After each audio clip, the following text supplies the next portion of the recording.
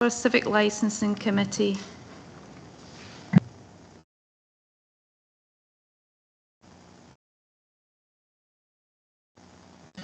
Okay, good afternoon everyone. Thank you for your patience and forbearing. For those of the public, those online and everyone at home watching online, welcome to this hybrid meeting of the Civic Licensing Committee. I would remind all attendees that this meeting is being recorded and webcast live on the Council's YouTube channel. I would also remind all remote attendees to mute their microphones when not speaking unless they wish to speak, and they should do so by raising their hands remotely.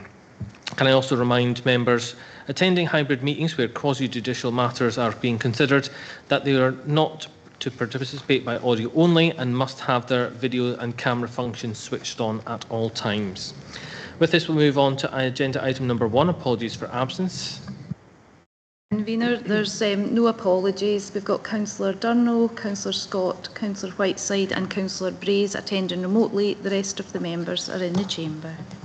Thank you. Item 2, declarations of interest and statements of transparency. Are there any? I see no hands, thank you. Item 3, minutes of the previous meeting.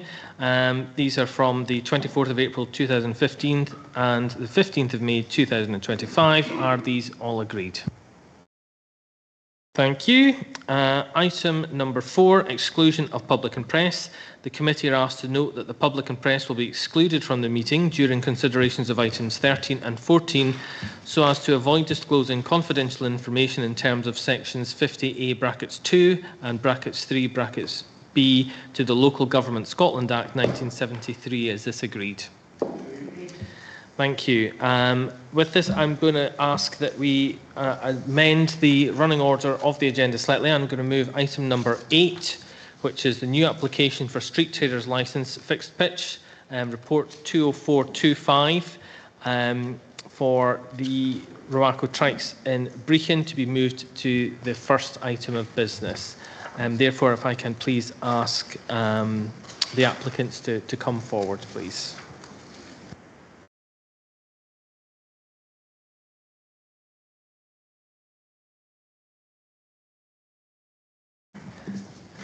Hi, thank you for coming along. We'll try to go through as quickly as we could to get to point. I appreciate that you need to get away, so and offer my condolences. If I can ask if you'd like to talk to your application at this time, thank you. I'd just like to say thank you, obviously, for moving me a bit further to the top. Circumstances out of my control. I've actually got to attend a funeral in Aviemore. I'm here today, hopefully, to finalise all my planning and licensing for opening a food truck, which is located at Roaco Trikes in Brechin. We have not had the best run. I do feel like I've met everything that's been asked for via planning, AHO and civic licensing. That's where we're up to. Thank you very much. Are there any questions from members for the applicant?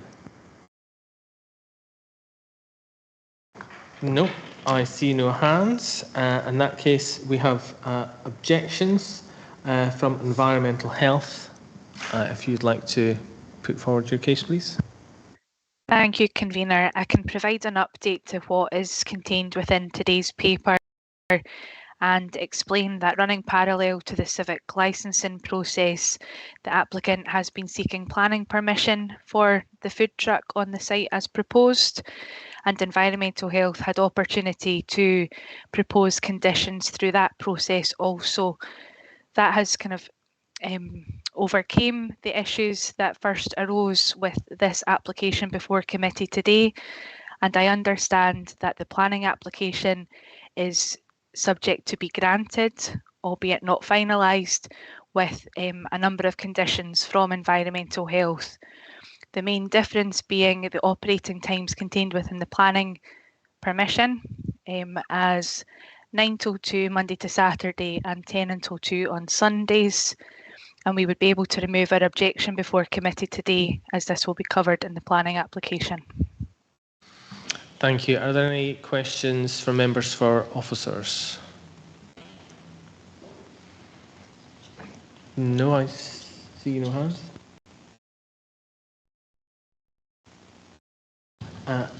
the applicant, are you happy to move that change as proposed by Environmental Health?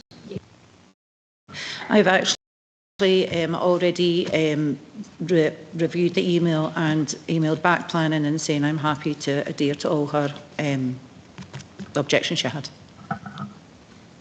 Apologies, just for clarity. That's okay. Are you happy for it to be mirrored in the licence, the times? Yeah, that's Right. absolutely fine. Yeah. Okay, thank you.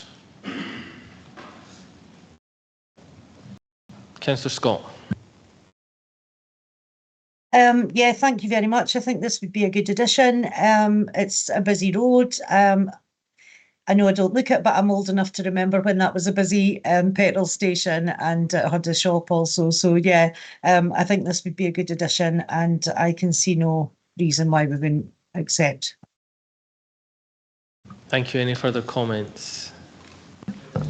Yeah, no, it's always good to get kind of the local members' view on this type of thing, and yeah, happy as well to support. I kind of just picked up on the wee comment you made around how difficult sometimes it is when you're making an application for the first time, especially, and often there is just so many different departments that you have to deal with and applications to be made that all kind of coincide with each other. So appreciate the challenges that there can be. So well done in coming this far.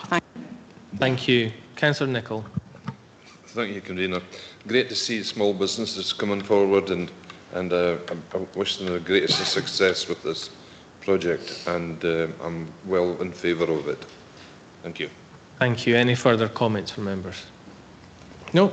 In that case, I give you the opportunity to sum up should you wish. Yeah, I would just like to say, you know, we have jumped through some hoops and, you know, I'm kind of glad I'm at the final hurdle now. Yeah, I'm really looking forward to it. It's a fantastic business, and out with Brecon and Angus areas, there is a lot of business that does come in due to it being a trike and a motorbike sale. And yeah, I'm looking forward to my new adventure. Thank you. Thank you very much. And so for members, our recommendations are it's recommended that we consider and determine the application for the grant of the licence as detailed in the attached appendix, and in terms of one of the following options: to 1, to grant the licence; 2, to grant the application subject to standard and or additional conditions; 3, to defer the application for a period of not exceeding 6 months from the date of the application; or 4, to refuse the application on one or more grounds as referred in paragraph 4. So, Councillor Scott, I see her hand up first. Thanks, Convener. Yeah, I would move that we grant it with the standard conditions and obviously the change to the time as been explained. Thank you. Thank you. And Councillor Nicholl? Yes, I would second that, and again, I hope they have the best success business. Thank you. Are there any different opinions to that? Are the board happy to agree? Agreed. Agreed. Thank you. Safe travels up to Aviemore. Thank you, everyone. We'll now move on to item number 6, which was the short-term lets applications, report 205/25, starting off with the Mill Arborlet. We have received 1 representation and 1 objection. The applicants are here, I believe. Jessica and Aileen Spink. And Jessica. So we've got Jessica, Aileen and Hayley Smith. Okay, thank you. If you'd like to take this opportunity, please, to put your case forward to the board. Thank you. Just make sure to turn on the microphone.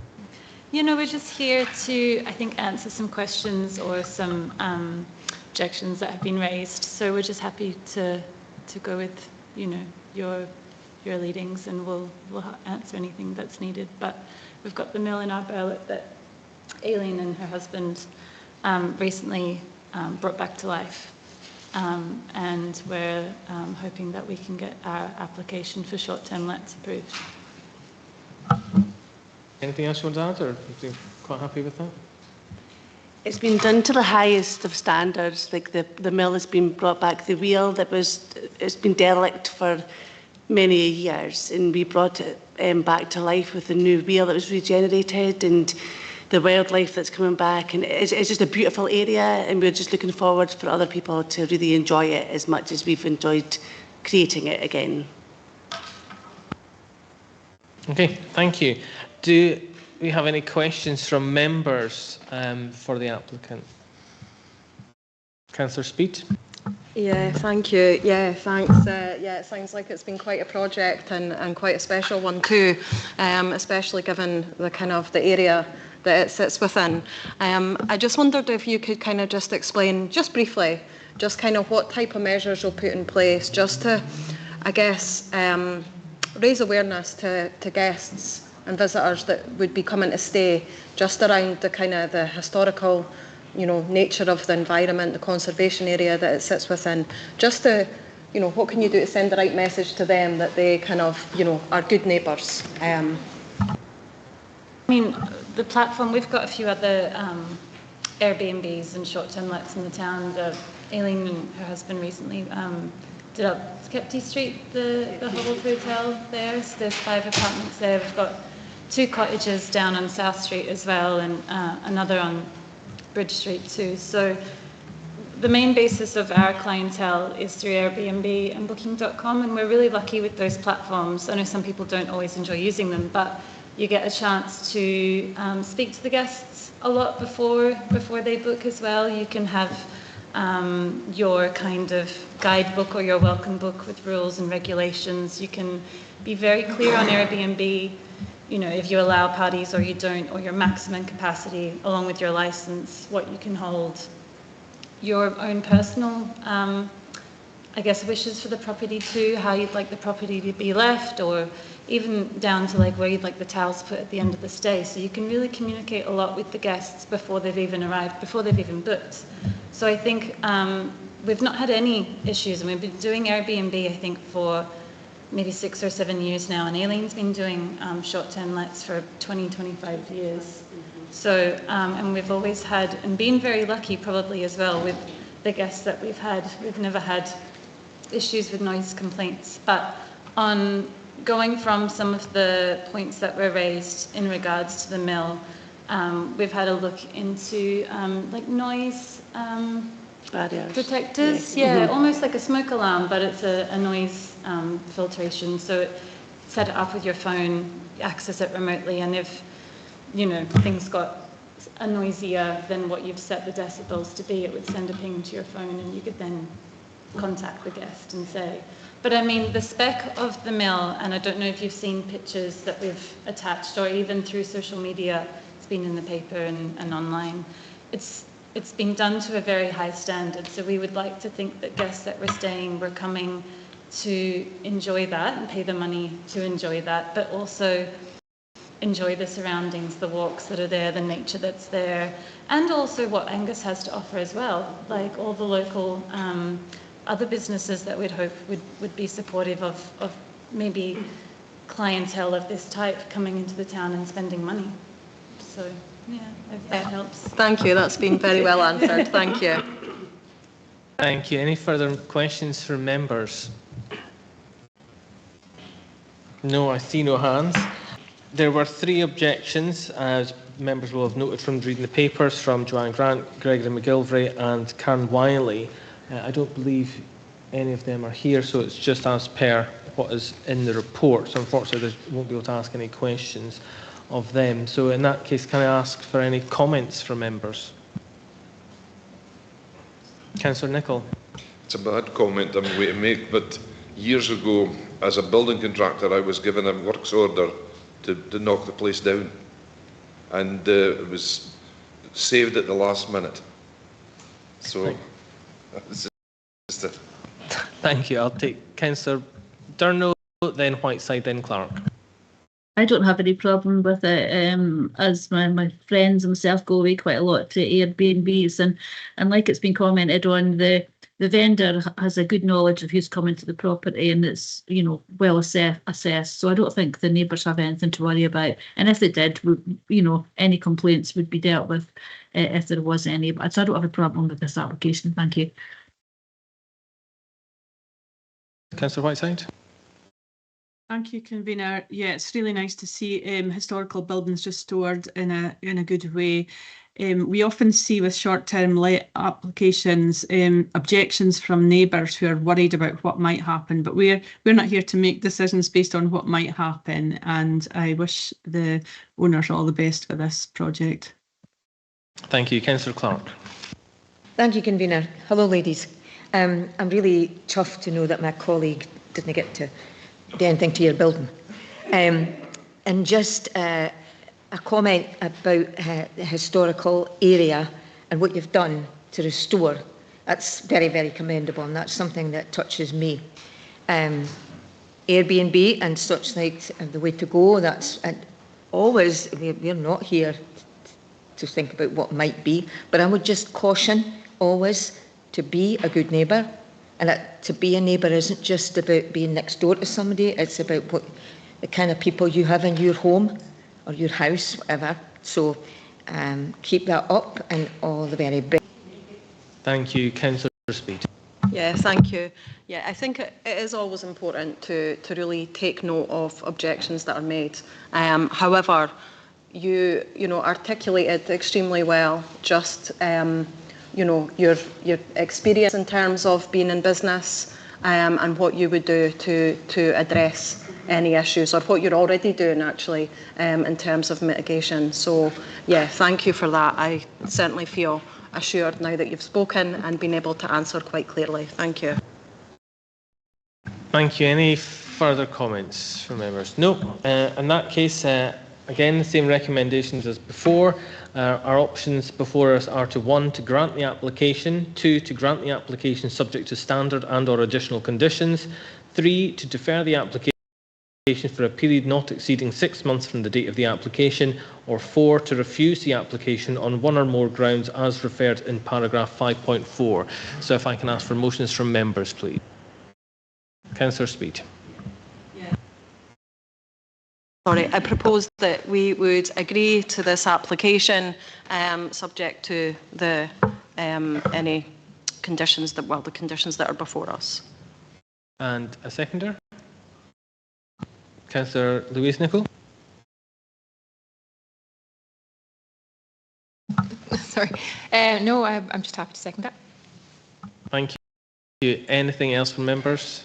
No, so we're agreeing to grant the application subject to standard conditions and or additional conditions. Are we agreed with that? Agreed. Thank you very much. Next, we move to the next item, which is the Lodge Invermark Glenesk. And we have a Mr. James Reynolds attending. If you'd like to come forward and take a seat, please. Just before we move on to yourself, we have had a late response from Environmental Control, and we must consider as a committee whether we wish to accept that. Happy to do that. Right. Yeah. So can I ask why it was late again, please, Louise? Thank you, convener. Yeah, apologies for the oversight on this one. It's just been due to workloads. With that, are members still happy to accept that? Yeah. With the permission of the convener, instead of emailing it out, it's a very short response, and it's to do with the lodge at Invermark. And it was, I refer to the application and I'd advise you that I've reviewed the relevant documentation. The only thing is that the gas safety certificate is due to expire before the end of the consultation period and therefore needs to be renewed. If this can be updated, all relevant documentation will be satisfactory. Thank you for that. You have your hand up for environmental health, so. Thank you, convener. And just to confirm, that has since been received, so we have no outstanding issues. Wonderful. Thank you very much. In that case, Mr. Reynolds, I'd ask that you put forward your case for your application, please. Thank you very much. And I'm pleased the gas safety certificate's got through. This application is to support the continued use of the lodge at Invermark, which has been used for guests since its construction in 1852. So it is a hunting lodge on the Invermark estate and used in predominance for guests who are coming up for the sporting activity on site, but also, given the mix of people, now a mixture of uses between that and other activities that we can put on site for them. It creates an ongoing employment on site for 1 permanent employee and 7 part-time, and we hope you will support our application for its use. Thank you. Thank you. Are there any questions for the applicant from members? I see no hands. And next, we did have an objection in from Scottish Fire and Rescue Service. It is contained within the report. I don't believe there is anyone from SFRS here.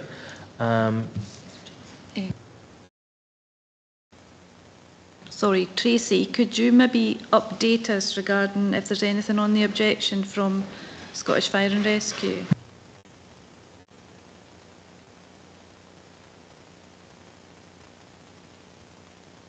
Sorry, no updates or anything regarding the letter that's come in from Scottish Fire and Rescue.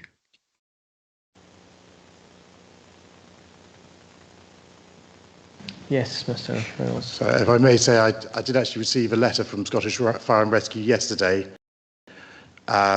confirming, subject to works that they agreed a timetable of works for certain works to be completed at the property. That obviously hasn't received by the committee now. Okay, thank you. Any comments from members? Councillor Meakin. Yeah, just on this one, if we have something from Scottish Fire and Rescue saying that basically they object, it's something that we really have to recognise and solve. But then we have the applicant saying that they had a letter from them yesterday. But I mean, I don't think what the applicant was saying was that Fire and Rescue are saying everything's all happy, but that they've agreed a plan going forward. How does that stand then for us? Thank you. From our perspective, the objection is as. There's no further updates. So my suggestion would be whether you want to defer for an update from Scottish Fire and Rescue. Certainly, there's nothing more that we can add as officers to the representation that's before you today. And obviously, it's not in particularly positive terms. So.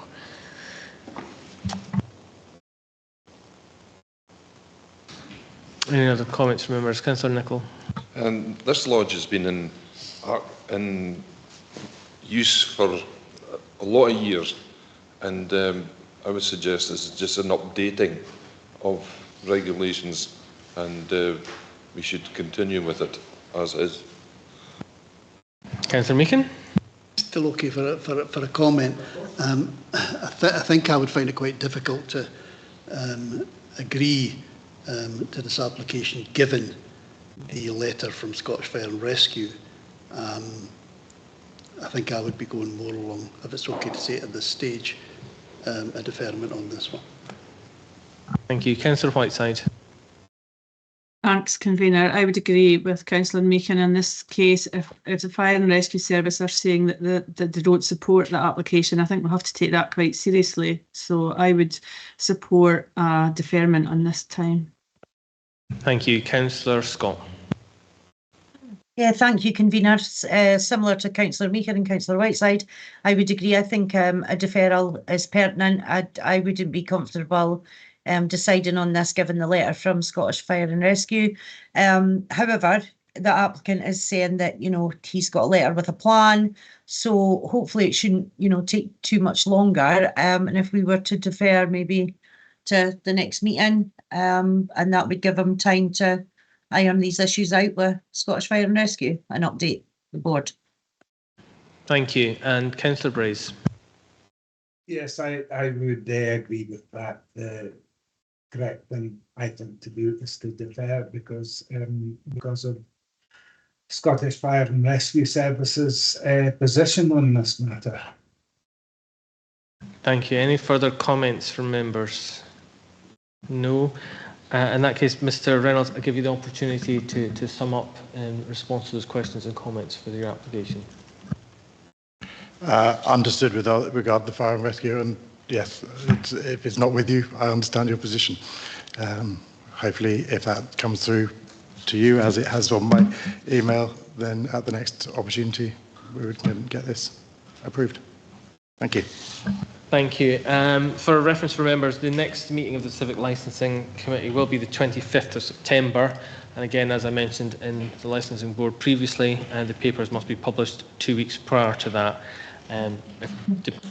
for members' consideration. So in that case, we move to the recommendations. So again, they are 1, to grant the application, 2, to grant the application subject to standard and or additional conditions, 3, to defer the application for a period not exceeding 6 months from the date of the application, or 4, to refuse the application on one or more grounds referred to in paragraph 5.4. Councillor Meehan. I would move that we defer the application to the next sitting of the committee. And who would like to second that? Councillor Clark. Are there anything else from members, or are they agreed to that? Agreed. So we've agreed to defer the application for a period not exceeding 6 months from the date of the application. Okay. Thank you very much.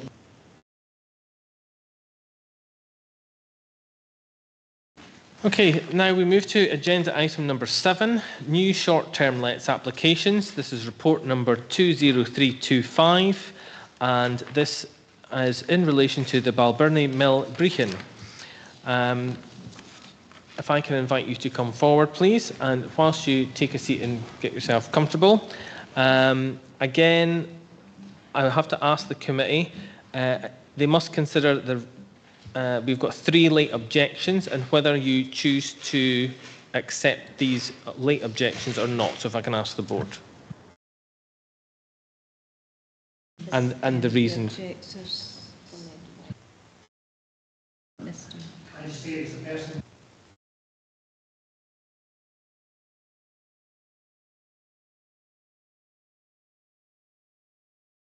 Sorry, it's not in the lobby at the moment.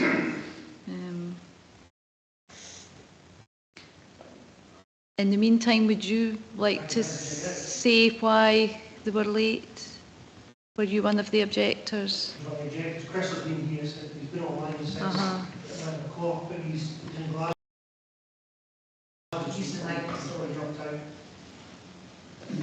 He's not in the lobby. As one of the objectors, can I ask if you could just explain to the committee why your objection was late, and just use the microphone, just press the grey button to turn it on so everyone that can hear. So, my name's Darren Ellery. I'm joined online by Gillian West and Chris Kennedy, who should be online. And watching online as well is Jonathan Dimmock from the South Esk Estate. The reason the objections were late is because nobody ever seen the notice sign that was supposed to have been put up. We were all looking out for it, Can I just, but no one ever seen stop it. you there for just one moment? Sorry, you can't go into the detail of an objection. We've got why it was late. That's understood, and then members need to decide whether to look at the full thing. Okay, well the reason it's late is because we did not see the sign. The owners have said they displayed the sign, but nobody seen it. Thank you. Okay. And for those that do you see Gillian West. Gillian West online, are you there? If so, can I ask you to ensure that your camera is turned on as well, please? Yeah, on now.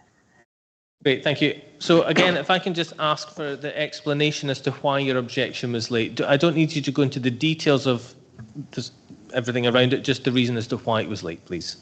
Yeah, it was late because we were not aware of the public notice that I supposedly put on up for display. Okay, thank you. Was there a third objection online? Yes, convener, I believe that Mr. Kennedy, Chris Kennedy, was online, but he has dropped out the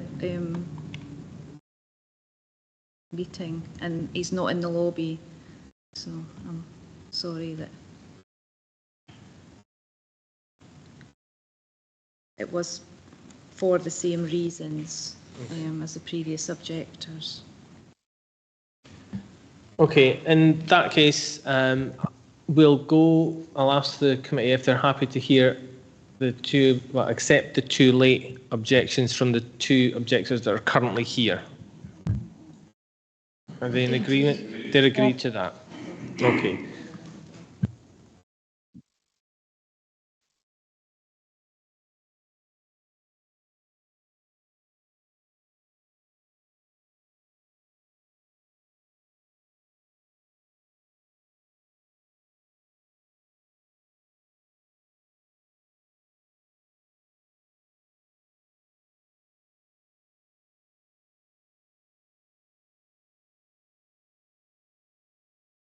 Convener, given the length of the letters, it may be wise for members to have a 5-minute adjournment to read the emails I'm about to send you. 5 minutes enough, Councillor Meakin? Can I just ask for a bit of clarification? If there are 3 objections, and we are aware that the 3 objections are for the same reason, would it be okay for us to hear see the 3 of them rather than just the 2, or is it because the person... You're not aware with respect of the 3rd reason because the gentleman's not here to tell you. Okay. We don't have a note of it though, no. Well, he's not here. He's not here. He's not online. He has been online, but obviously due to connection issues, we've lost him and he's not in the lobby.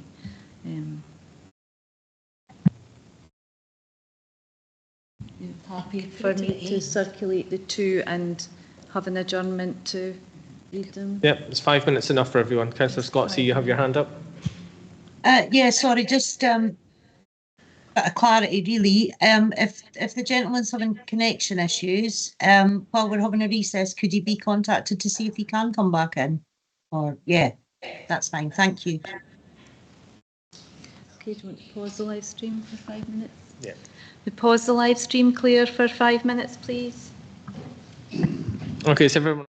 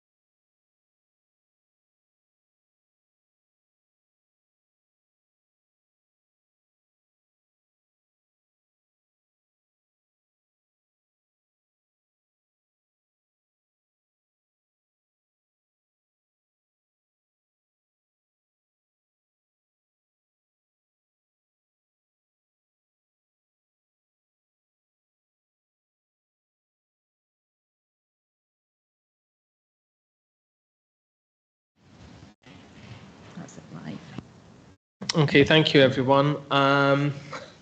We've now managed to have the third objector has now come in. So, Mr. Kennedy, if you can hear us, can I ask you to please turn on your camera, and if you could give the committee a brief explanation as to why your objection was late. I don't need details of the actual objection, but just the reasons as to why it was late, please. Yeah, hi, can you hear me? Yep. Thank you. Excellent. Sorry about I've just driven into Glasgow, didn't realise you guys were going to get to this so late. I have no problem with the mill becoming an Airbnb. Mr. Kennedy, if I could, I just need to ask you to just explain why your objection was late, and just that, nothing else, please. I've no idea. I didn't know it was late. Okay, thank you. And then if we can just pop yourself back on mute, then I would ask the members, are they happy to consider this other objection? Yes. Yes. Okay. In that case, the clerk will email that out to you just now. Just bear with us. That's it emailed out, and I've just sent them all as a combined document now so that members can just go through them all in one document.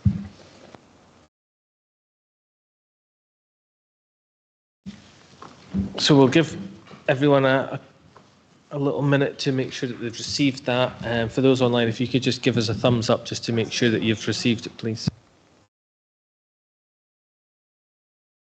Thank you. Brenda, did you get it?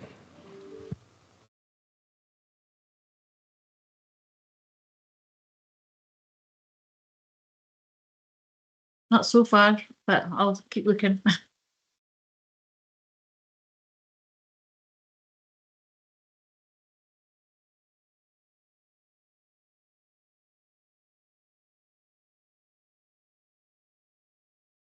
Got it now. Great, thank you. So just give you a moment or two to quickly just read through that email before we move on.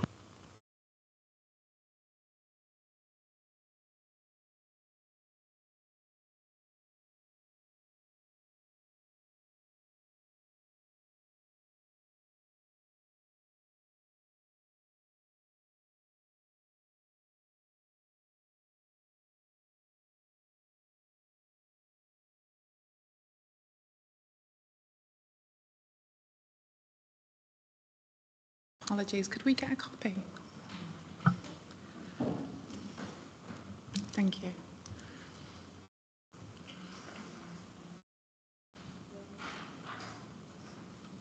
Thank you. Have the members online had an opportunity to read that email? Yeah.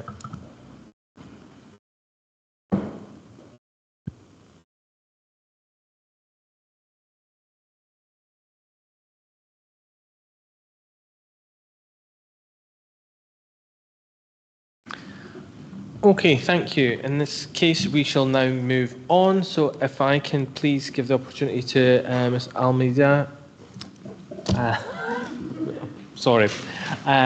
talk to your application to the board, please. Thank you. No problem. Thank you for your time today. So the application was made following us taking over the property that had been left empty for a period of time, with the barn area and the main mill building actually falling into some disrepair. The previous owners had made the decision not to build out and develop the mill, having originally looking to do it themselves for business purposes. We looked to acquire the site to be able to turn it into an Airbnb. That was always our intention from day one. We actually paid the council and submitted a change of use application, which you then returned back to us and said it was not required. So we did attempt to do that, which attends to a couple of the challenges that have been made by the neighbours. That was something we did do.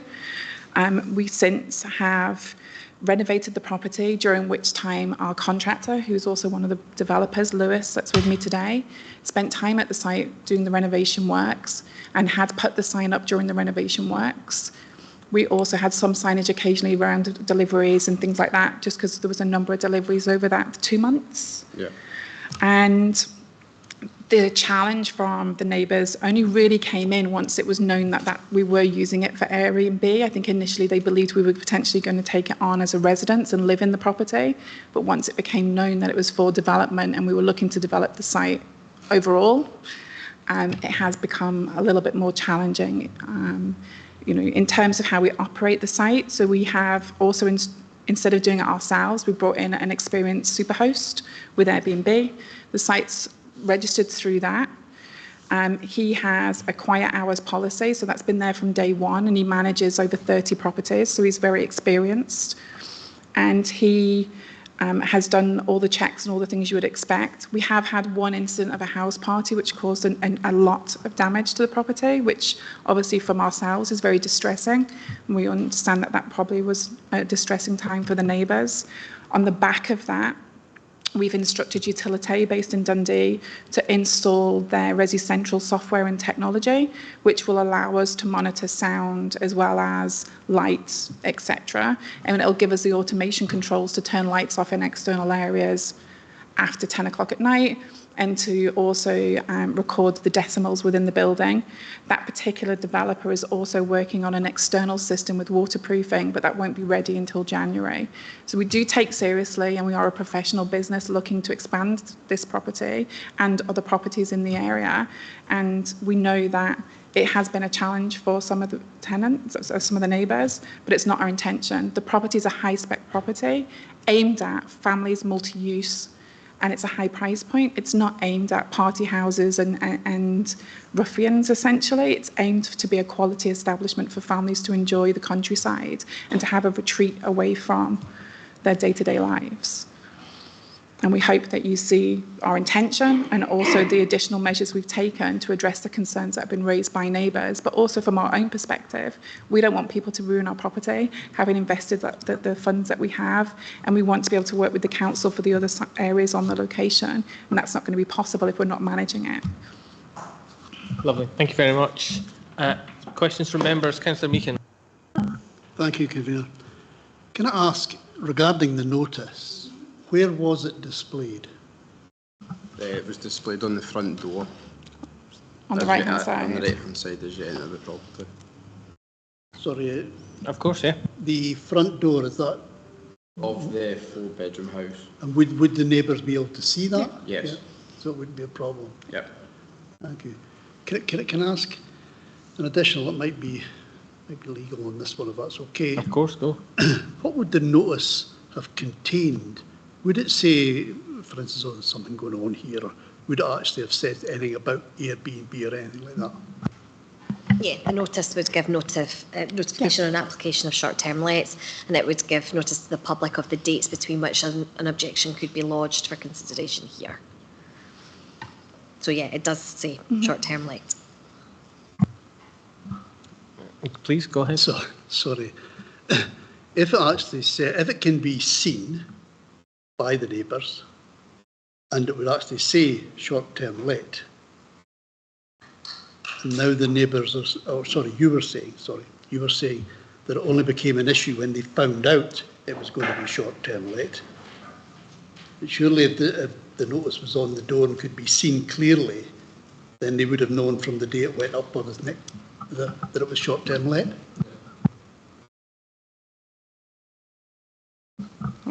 Whilst I was carrying out all the building works, I'd actually quite an approachable guy, so I was talking to the neighbours, trying to make it as friendly as possible. So from the get-go, they knew that it was going to be turned into a short-term let. They knew our approach to doing the rest of the site and everything else.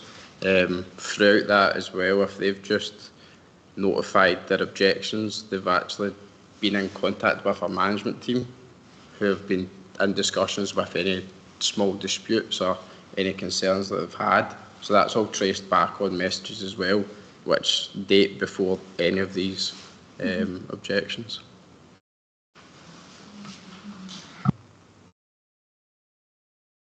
Thank you. I'll take Councillor Brays, then Councillor Clark, then Councillor Louise Nicholl. Yes, thanks, Convener. I'm a wee bit concerned about this. With 3 letters of objection, they're all saying that they knew nothing about this proposed application. Now, I had correspondence very recently on a slightly different licensing matter from a constituent of mine who told me that the first he knew of an application was when he saw that it had been passed by committee. I got in touch with our senior licensing officer and asked him for an explanation of how this notification works and what's actually required. And I think it would be very helpful if we could get clarity from officers today about just how the notification works, what they have to do by law and what they have to do to conform with our policy. And how we know the applicants have abided by that. Would that be possible? Yes, Councillor Braze, it's standard practice for many 1982 applications. When there's been an application, the applicant shall, for a period of 21 days, beginning with the date on which the application was submitted to the licensing authority, display a notice complying with section 3. So it can be, I'll start that again. The applicant shall, for a period of 21 days, beginning with the date on which the application was submitted to the licensing authority, display a notice complying with subparagraph 3, which I will say, below, at or near the premises, so that it can be conveniently read by the public. And the notice shall state that the application has been made for a licence. The particulars required are under 1.2. I haven't got that. I think that's the details, the name of the person. Objections and representations in relation to the application may be made to the licensing authority in accordance with paragraph 3 below and the effective paragraph 3.1. So effectively what happens is the notice goes up saying what the property is, the name of the applicant, the type of licence that has been applied for, where the person should direct any complaint and within which dates. And it needs to be close, near or, what did I say there? Needs to be near the premises so that it can be conveniently read by the public. The way that it is confirmed is that the applicant submits written confirmation that that's the case, and that has been done in this case. Does that answer your question, Councillor Brace? Yes, it does, but it does raise matters of policy that shouldn't perhaps be discussed today, but I think need to be addressed. Thank you. Thank you. Councillor Clark. Thank you, Convener. Good afternoon. These things can be difficult, but I'll just go with what's in front of me today. One thing that does concern me, and it always will concern me, is how we deal with neighbours. You've gone in quite fully the things that you would do and also your unfortunate experience and how you dealt with that. My concern really is where this is and the amount of people who can be in there, up to 10 I believe. Now if you're going to get families, it might be less problematic. So my question would be, is there anybody going to be near at hand to be able to come and sort out, because that's never been mentioned, sort out any issues on site? So that's number one, because the next bit would be more about a comment. If that's not able to be done, you will have problems, because human nature being what it is, when people come, you know, I used to run a caravan park in my distant career path.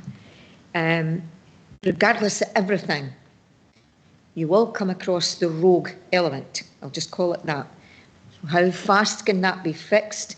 Is there somebody on site? Because you've got to think about your ongoing business. If you get this, you have to be able to make sure that people are going, not necessarily to support you, but to be aware that things are being done correctly. So we did add in the policy that the booking tenant, whoever makes the reservation, has to provide passport ID with us to try and reduce the likelihood of very young people taking the property without us. We also have the ringer doorbell, so we can see people coming into the property, and that's accessed digitally on our phones. So if we had a large group of youngsters checking in, even if we'd done the check, we then would still be able to do something regarding that, and it's within our policy. There needs to be adults on site, etc. And then in addition to that, the closest person within our team would be myself. I live in Newport-on-Tay, so I can get to the property in under an hour, but the new technology allows us to do things like turn off the electric, stop them being able to have access. It allows us to be able to send notifications to them that their behaviour is not acceptable. It gives us a level of autonomy and authority over the property, even without us being on site. And one of the reasons we've done it is that, but also from the other side, it'll help us with things like if the water pipes were an issue or there was anything going on in the property, we can remotely stop that so that we can protect the property in addition to making sure that the tenants are behaving appropriately. We never anticipated young people would spend £500 a night to go and stay in such a beautiful home.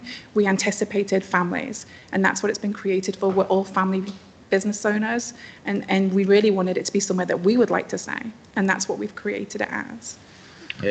On the back of that as well, just touching back on the maintenance side, or any reactive call-outs, we do have obviously the facility management side of the construction company, which is where I get brought in, and we deal with all the reactive maintenance through the management side. So any notifications that come through, we're typically there within under 24 hours. If we could just come back in for a minute, that would be in your interest. You know, good practice. Thank you. Thank you. Councillor Louise Nicholl. My question's also been addressed. Okay, thank you. In that case, I'll move to Councillor Whiteside. Thanks. Given that several neighbours have said they didn't see the notice, I'm wondering how many other close neighbours there are to the property. I'm sorry, I'm not too familiar with the exact location. Yeah, so there's actually only the 3 neighbours that are in that area, and they're connected obviously to one another from being in the area for a period of time. Any other questions from members? Nope. I see no hands. Unfortunately, you can't ask questions, I'm afraid.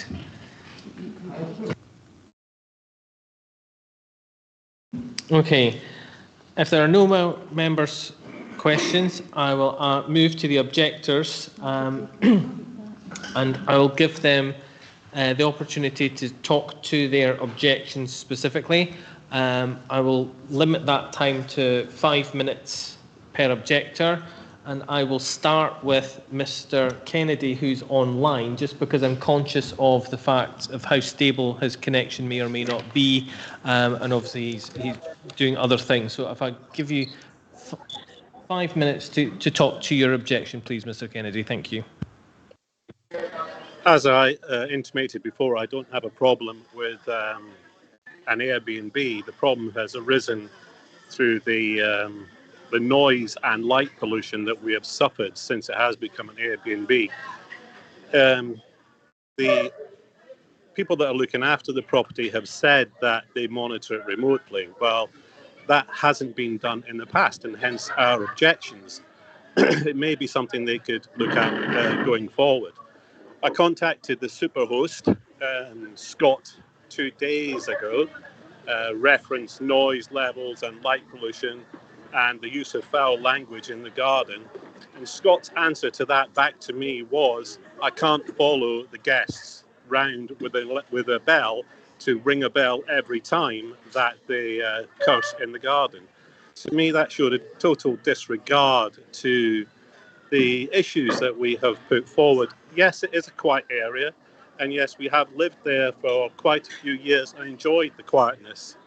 As I say, we don't have a problem with an Airbnb. What we have a problem with is the issues that we've all put forward in our emails. The noise pollution, the partying, the foul smell from rubbish being left out, dogs fouling the countryside, the gardens, neighbours' gardens, multiple youths, 10 the other day, I think, maybe 8, I'm not 100% sure, driving onto other people's property because they went to the wrong house. This is alarming when people have got young children. The loud music is unbearable, using the hot tub till 1 o'clock in the morning. Yes, the hosts have said, we will put these things in place, but they haven't in the past, and that's what our objections are about. Our objections are not based on what might happen in the future. Our objections are based on what has happened since the licence was granted. That's really all I have to say. Thank you very much. Thank you, Mr Kennedy. I'll now move to yourself if you'd like to put forward your objection, please. Thank you. Can I start by saying that we were aware this was going to be an Airbnb. We've seen it on the social media for the company involved and speaking to people on site. We had actually drafted a list of concerns and objections that we were going to submit when we seen that the sign went up, so we could submit them in the correct time, in the correct manner. They say they put the sign up. We were all actively looking for the sign and never seen it. So I don't believe that the sign actually was displayed, or else we would have submitted our objections in the correct time. Since the temporary licence has been permitted, as Chris said there, we've had hot tub parties and late night gatherings, frequently until the early hours of the morning. Now, everyone in the area works. We all have to get up next day for work, and we're all being disturbed by the late night noise. Dog fouling. Guests have allowed dogs to roam freely, and we have had dog waste left in our garden. If you see our garden, it's quite well maintained. And to have dog poo left on our lawn is completely unacceptable and something that we're not prepared to put up with in future. There's been drug misuse on the site. We have smelt cannabis in our garden coming from the mill, which I don't think would be allowed. Trespassing. We have had multiple incidents of guests coming onto our property, both in vehicles and on feet. On one occasion, we had a group of 10 teenagers on our drive. My 15-year-old daughter was at home alone at the time, and this made her quite intimidated and she felt unsafe. Now, these teenagers are probably the ones that they've referred to that trashed the house, and it's at that time as well that we smelt the cannabis in our garden. On waste management, there doesn't appear to be any form of waste management at the house at all. Bin bags are being left outside the property for weeks on end. There's bins in the back garden which are overflowing.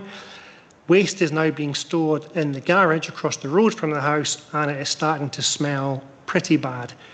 I think Gillian will tell you at some point how dogs have now killed a rat in the garden, which we believe is being attracted by the smell coming from the garages.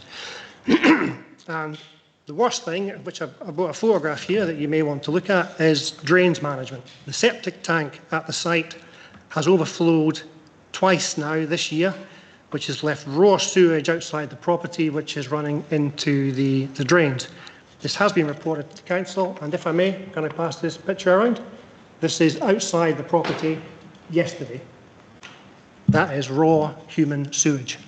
Now, they say they're running a high-end business. There is dog mess all over the gardens. The gardens haven't been maintained since June, and we've now got raw sewage outside the accommodation. These are all things that could have been addressed in our concerns had we have known that the notice was up and we were able to submit our concerns in the correct manner. So my proposal is, and whether you would take it on board or not, is that the temporary licence is revoked or suspended until this company can get a grip on their operations.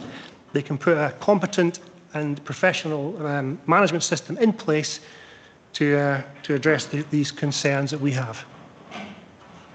Thank you. And our third objector, Gillian West, if you're still with us, if you'd like to take this opportunity again, 5 minutes to talk to your objection, please. Yes, thank you. And thank you for taking this time to listen to us this afternoon. Basically, Chris and Darren have listed all the things that have been a problem on the Airbnb. And I would like to reiterate that none of us had a problem with the development happening. None of us had a problem with it becoming an Airbnb. But we weren't happy that we were not given enough time to object. There wasn't any sign on the door that I saw, and I passed down that way pretty much twice a day to walk my dogs. So if there was a sign, it definitely wasn't in clear view.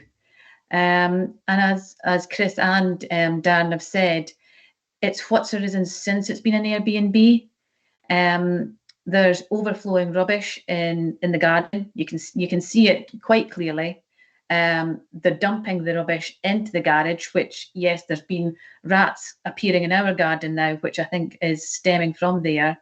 And then the raw sewage as well, which came up yesterday, and we informed the superhost Scott about it to give them an opportunity to sort it, and nothing's been done.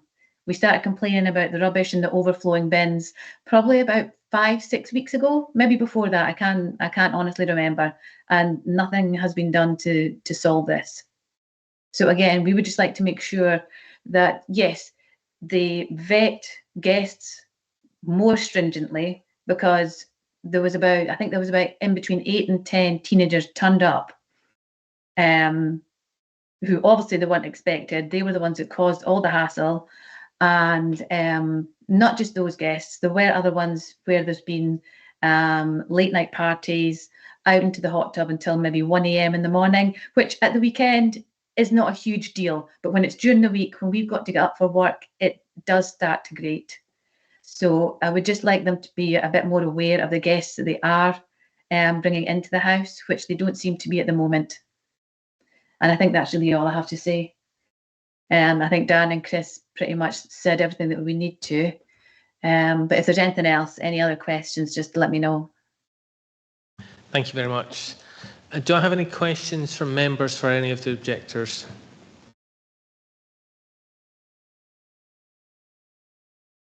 Councillor Brenda Durno. Thanks, Convener. I'd just like to ask that this building used to be a restaurant. So obviously there was a lot of activity when it was a restaurant, there'd been people there. I just wondered if the septic tank and rubbish and all that was a problem when there was a restaurant, and if there wasn't, can we have environmental health check this property out before we do anything else? Just seems like the circumstances seems to have changed since it was a restaurant. I just wondered, because the restaurant would have had a lot of food and it would have had problems with the septic tanks and stuff. So I just wondered if the difference between the two premises, is there a major difference now than what there was when it was a restaurant? Thanks. Well, it was a residential property for about, I think in between 15, 16 years after the restaurant closed. So obviously there's going to be a huge difference with the footfall. But I think it might be worth checking it out. Thank you. Councillor Braze. Yes, none of the objectors have raised these matters with our environmental health. It says that business support consulted on the application. Environmental Health, Police and Fire Scotland have confirmed no objections. Well, they maybe haven't heard objections, and they have no objections, but I'm just wondering, have you reported these matters that you're complaining about to Angus Council Environmental Health in the past? Rubbish lying about, etc., sewage, those sort of things. Have you lodged that with Angus Council? So these have all been reported to the superhost. The first time the septic tank overflowed, we didn't report it to the council. It was reported to the superhost. But yesterday, it was reported to the council. I have a reference number here, and it was also raised with Airbnb. SEPA were consulting as well. But because it is not flowing into the waterway, then SEPA said it was the council's problem. I have the reference number, if you would like that. No, that's fine, thank you. Okay. Just to remind members, we haven't had any objections from Environmental Health, as you obviously see from reading through the papers. So for assurances for yourself as the objectors, if, depending on the outcome of today, other information then comes forward, whether that be through Environmental Health or through complaints, then, for example, hypothetically, if this licence is granted, it can then be brought back for review. So just to stress that there have been no objections as per the papers from Environmental Health. Are there any further questions from any members for any of the objectors?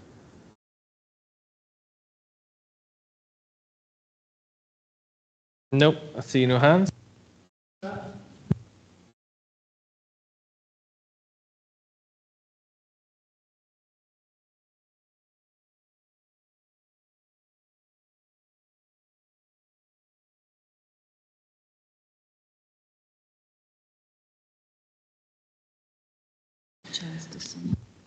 Okay, can we have, are there any comments from any members at this time?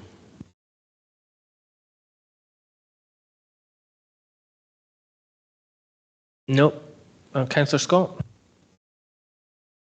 Thanks, convener. Sorry, I'm having real problems with my mouse. It keeps disappearing, so I'm struggling to get my hand up.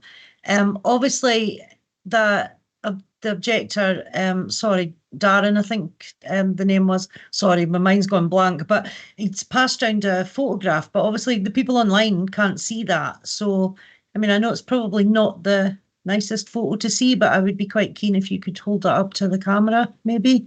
Would that be I'll possible? hold it up, but whether you're able, I doubt you'll be able to see it. Well, maybe you can.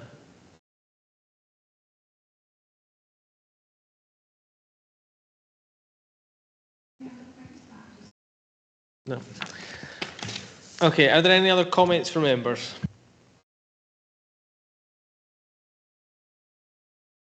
No, in that case, I'll give the applicant, Ms. Dalmeida, and Mr. Stewart the opportunity to sum up in response to their application, please. So just on reference to the photograph, this was made aware to me yesterday at 4 o'clock. I was then at the property for 8 o'clock, which we could not do anything further than get the septic tank emptied today. We can't CCTV any drains. This has happened previously, which we got the septic tank drained straight away. We didn't actually know there was any manhole covers at that point, as it was overgrown with grass, which we've then excavated and put in chips in, so that it's fully aware to everyone that it's there. The septic tank is an issue, as we are not aware if their properties actually come into our septic tank. So if you can, in regards to a septic tank, you should only be getting it emptied once a year, which in this case has been emptied 3 times now. So taking it back to that, there's only so much that we can do on that instance, and I wouldn't necessarily say that it's an environmental health issue at this point, because it has been rectified within a certain amount of hours. Yeah. And just in terms of the rubbish, there was one occasion where I went to the property, the cleaners had put boxes outside and they'd been removed. The only rubbish that was technically contained within the garage is packaging from when we took all the product into the property. So it's not food waste, it's not drink waste, it's not related to tenants being there. It's waste related to the works we've done, and the team also still have some building materials in the garage area, which they can access for ongoing works and projects. The plan for the site, in terms of the bigger plan, we potentially will have an actual treatment plan within that if we were granted permission for the site to be extended out. So that would take care of all of that anyway. But in the meantime, as Lewis said, the tank's been emptied twice, and we had the water inspection completed for the site by our architect, and they have said they believe that we're currently the runoff for the other 3 properties, and we take excess from there in addition to our own. So we don't know if that's what's causing us this challenge, but every time we're aware there's a challenge, we have addressed it and paid the cost of that, and in as quick a time as possible using Serious Waste Management, which I'm sure you're aware of as a treatment company within the area. So the other things, as I've said, we've already advised you. We have these things in place. The only thing that's not in place today, but the order is placed, is the technology element, because that takes time to get installed and has a significant cost implication. But the other checks, the agent checking, the passport ID, all of that is in place, and notices that are sent to the tenants. We do have quiet hours. They're not meant to use the hot tub between after 8 in the morning, like between 8 and 10 is when they can do it. The quiet time is from before 8 and after 10 p.m. And if we're aware there's an issue and some of the neighbours have texted or contacted the agent, he has then sent messages to the people using the site. Thank you. Okay, so now we will move to the recommendations, and the first one that we need to consider is being satisfied that the notice was not displayed in accordance with the statutory requirements to require the applicant to display the notice again for a period of 21 days with such date as they may specify. So we're asking, are members happy that the notice was displayed, or do they feel that it wasn't? So that's the first item that we need to consider.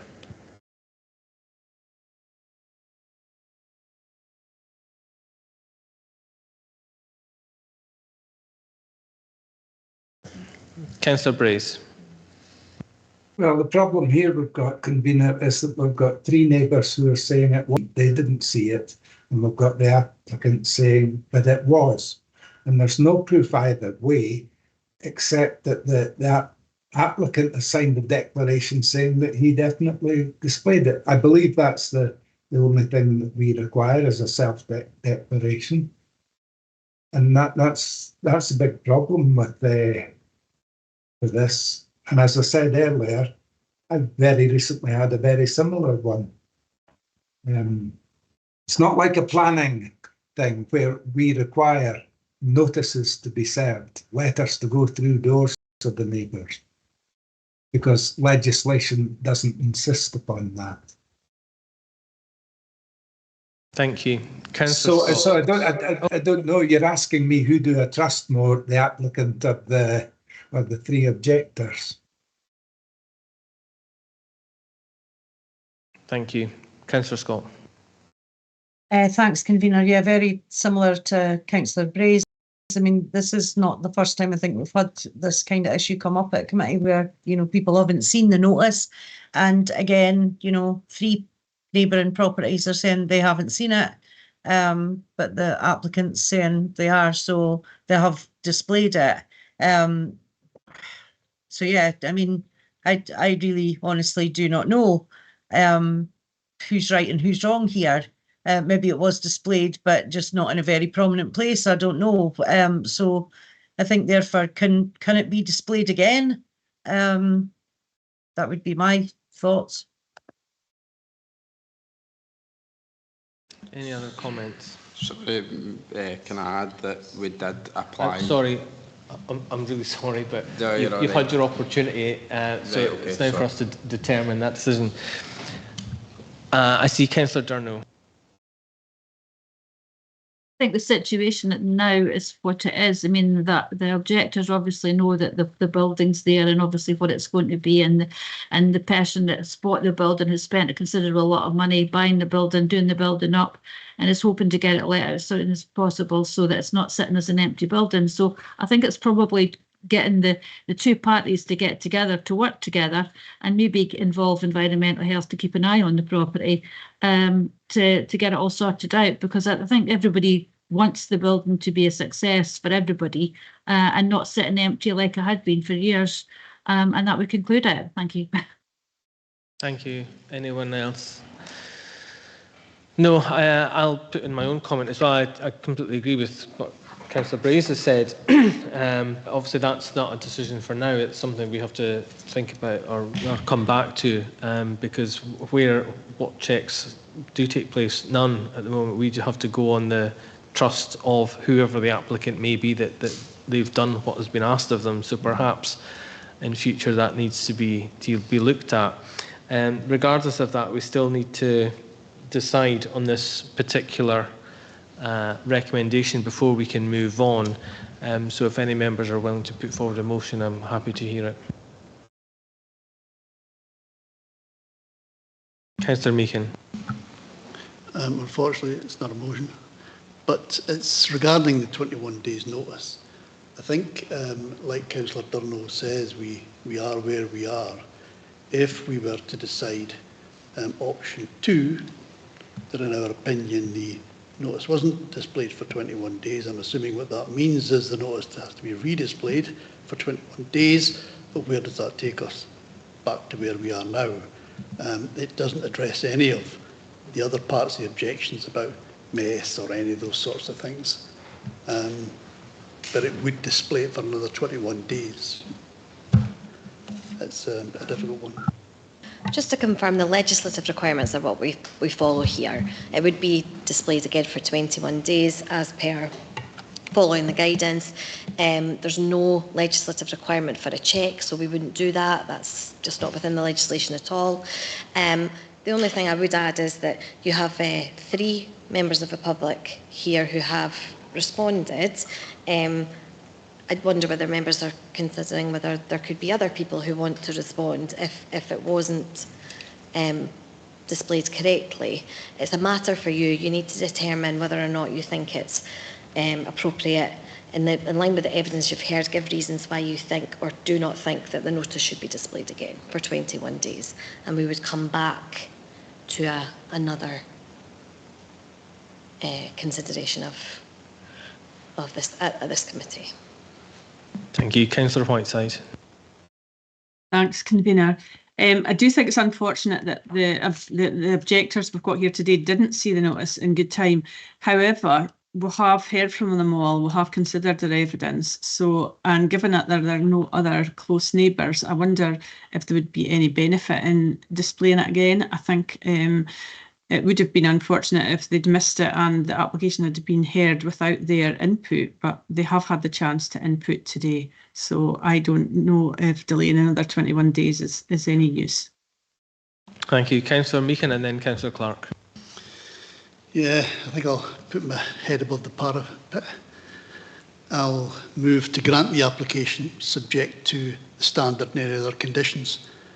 The reason being is in listening to the objections and the applicant, it appears to me that when issues are raised like the sewage, they've been addressed as quickly as they could be.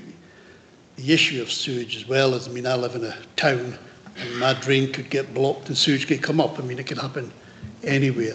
We've heard an answer regarding the rubbish or waste or whatever in the garage. And I think I'm fairly happy that the applicant has done and is going to do even more in relation to the security aspects to address some of the issues. Thank you. Councillor Clark. Very tempted to second that because I think we're kind of going round in circles. I mentioned to the applicant earlier that good practice is important. Now, it's all very well speaking about good practice, but you have to implement it. And to a certain degree, I think you have. But retrospectively, so maybe be a wee bit more proactive. But this is what's in front of me today. So I have to determine it. I think the difficulty, and I feel for the people around about you, I really do, because there have been a few things that have happened. But you have addressed them. But they are unfortunate, and I would really like to think that we'll never see this again, as far as you can manage. So, to sum up, I will second my Councillor Meakin's colleague. Thank you. Councillor Durno. I was just going to second, and Linda jumped in first. So. Sorry. Councillor Gavin. I was going to second as well, so that was it. Thank you. Councillor Breeze. Well, I'm hardly at this stage, sorry, convener. I want to ask, just for clarity, on if we approve this today, and if things are not going as intended by the applicant regarding sewage, etc., in the future, what powers do we have to revoke the licence? It would have to be brought back for review. And as councillors are aware, in terms of Schedule 1 of the 1982 Act, there's powers to suspend and revoke. So it would basically be dependent on the evidence and what you heard in relation to that. I would suggest that if there are any concerns around the short-term let aspect of this, that any concerns are directed to the Licensing Standards Officer, Kevin Leith, and those can be dealt with as appropriate. Thank you very much for that clarity. What this committee grants, it can just as easily revoke. Thank you. So, with conditions. Just to confirm with Councillor Meakin, you have your motion is to grant the application. Is that with the standard conditions, additional conditions? If you could just clarify, please. With this, grant the application with the standard conditions. And Councillor Clark, you're to second that. I'm quite happy with that. I think I've said enough.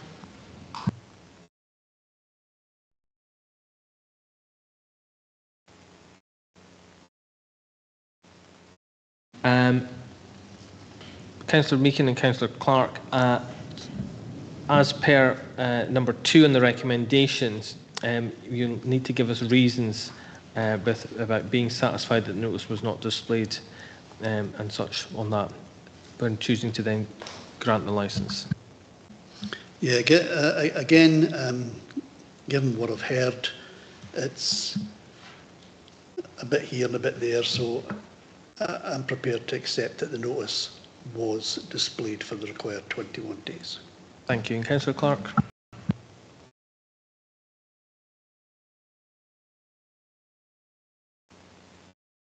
I'm happy with that, convener. Thank you. General members. Is that the general consensus of members? For those online, is that Councillor Braze? Yeah, convener, I'm not prepared to say that it wasn't, so I suppose that amounts to the same thing. Yeah.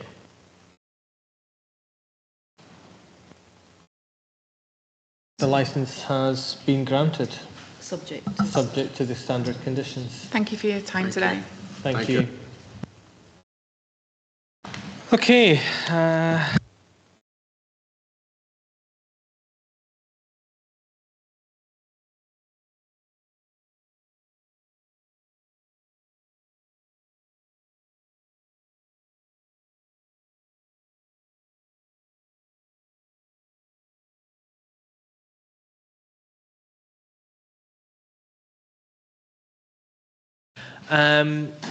Members, we still have a bit to go yet. We've had the taxi fares reviews as well as the private. As you'll see in the agenda, there's a little bit to go yet. A few members in the chamber have intimated that they would like a break. Can I ask for how long people would like?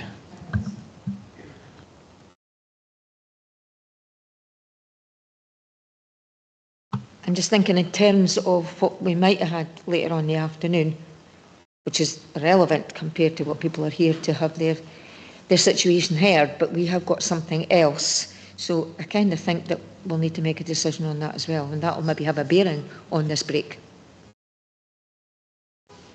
if I'm understood. I appreciate that other members have got other things within their diaries, I mean, including myself, but I think because of the quasi-judicial nature of this committee, it would be very difficult for us to suspend it and move it to a further time.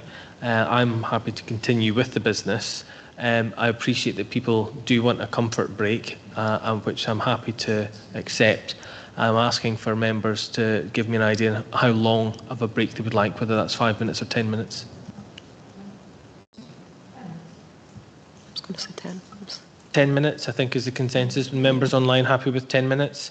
So we'll be back for just after 5 past. Councillor Scott, you had your hand up. Did you want to say something? Yeah, sorry, convener. Thank you. I was just going to say that, I mean, I personally have medicine to take, which means that I need to have something to eat. So, yeah, as long as we get time to, eat something, that's fine. Quickly. 15 minutes then be preferable for members? If we're continuing like you say, and I totally agree with you, then that might be better because people probably would. So we'll go with, if we go with, it's so close, should we say we'll resume at 2:15? Okay, thank you. Okay, Claire and Sarah, could you pause the live stream just now?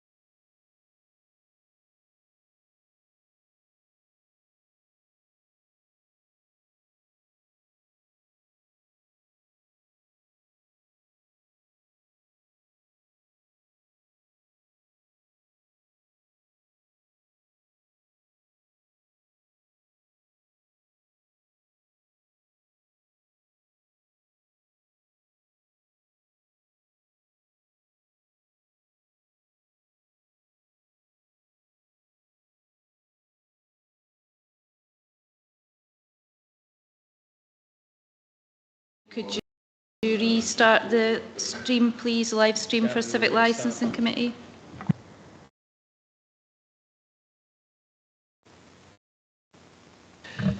Welcome back, everyone. I hope that was enough time for you to grab something to eat.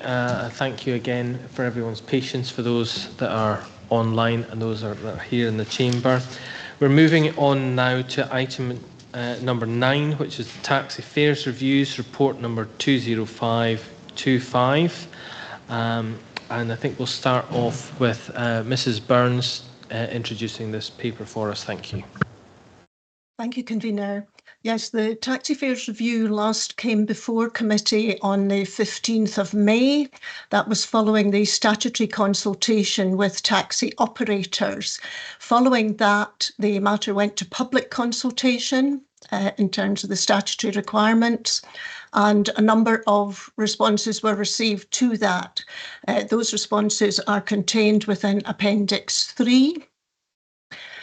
The committee previously considered, in response to the taxi operators consultation, as well as a number of options proposed by those operators, a table which illustrated what those fares were likely to mean in terms of an actual journey that was over 1 mile, 2 miles, 3 miles, 5, 10 and 15 miles. These initial responses on the table are included at appendices 1 and 2. Now, a further piece of information has been provided by Finance, and it may be that members would wish that to be circulated so that they can factor that into their considerations today, which is with the intention of fixing what the new taxi fares scale should be. Thank you, Mrs. Burns. Our members, would they like to have this extra piece of information sent out? Yes. Yeah, I think everyone's in agreement, so if we can have that sent out, please. Convener, that's been emailed out, and members, there's hard copies on the table for the ones.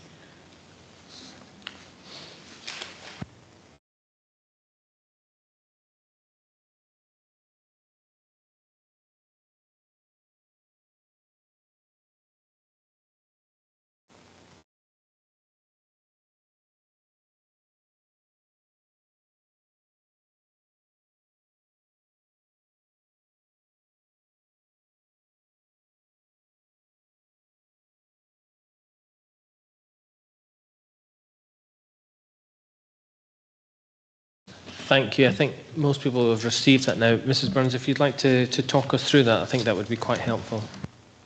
Certainly. The information provided on this new sheet shows an average. What's happened is that Finance have taken the fares that were shown on the table provided previously at Appendix 3.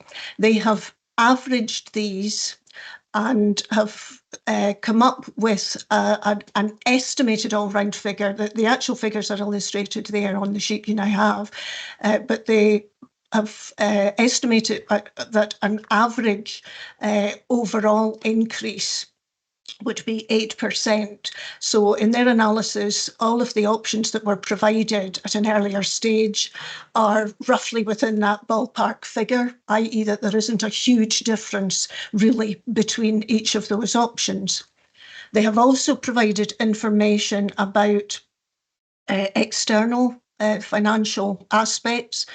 In respect of the Consumer Price Index, they have calculated that between the commencement of the current fare scales, that was in March 24, that and forwarding that, estimating a forward timescale of September 2026, i.e. a year from now, that they would anticipate that the Consumer Price Index increase would be 6.4%. That is the general Consumer Price Index. There is also a specific Consumer Price Index for transport, and taken the same means of calculation that would is estimated to come out at 5.9%. They have also added that as there has been an increase in employers' national insurance, and as some of the taxi operators may employ taxi drivers, etc., that the national insurance has for staffing has increased by 8.6%. I hope that's helped clarify the information before you. Thank you, Mrs. Burns. So the objective today is to, as I say, reach a final decision on the taxi fare scales, and that would be taking into consideration the information and representations that were previously provided, as well as this information, any other information that you felt appropriate, and obviously the new responses received from members of the public in response to the second statutory consultation, which are shown at Appendix 3. Apologies, not Appendix 3, Appendix 4.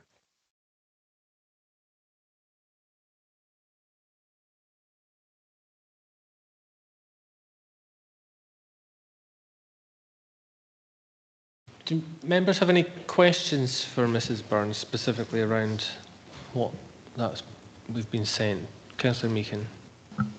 Thank you, Convener. In the sheet that has the CPI and so on increases, option 1 isn't there. I'm assuming that's because option 1 would be the status quo, therefore there isn't any increase. Is that correct? Yes, that's correct.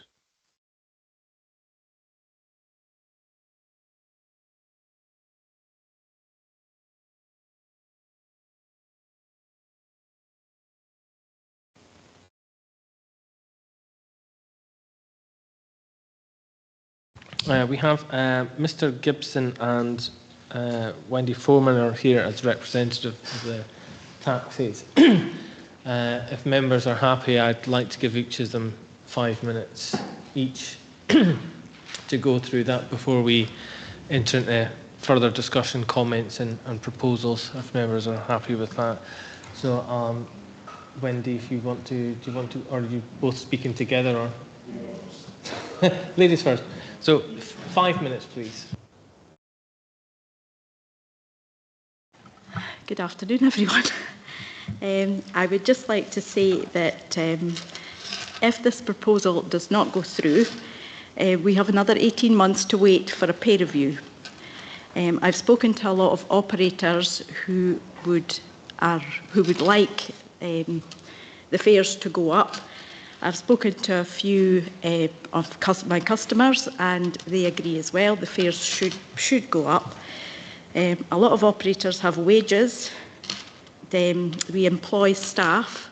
Not everybody does, but a lot of them do employ staff. And if we don't get this, wages will go up again in April of next year. Garage bills are just spiralling out of control. I mean, personally, I had my car in for a service.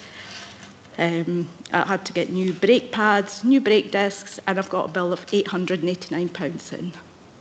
And that's just for one car. Insurance, it goes up and down.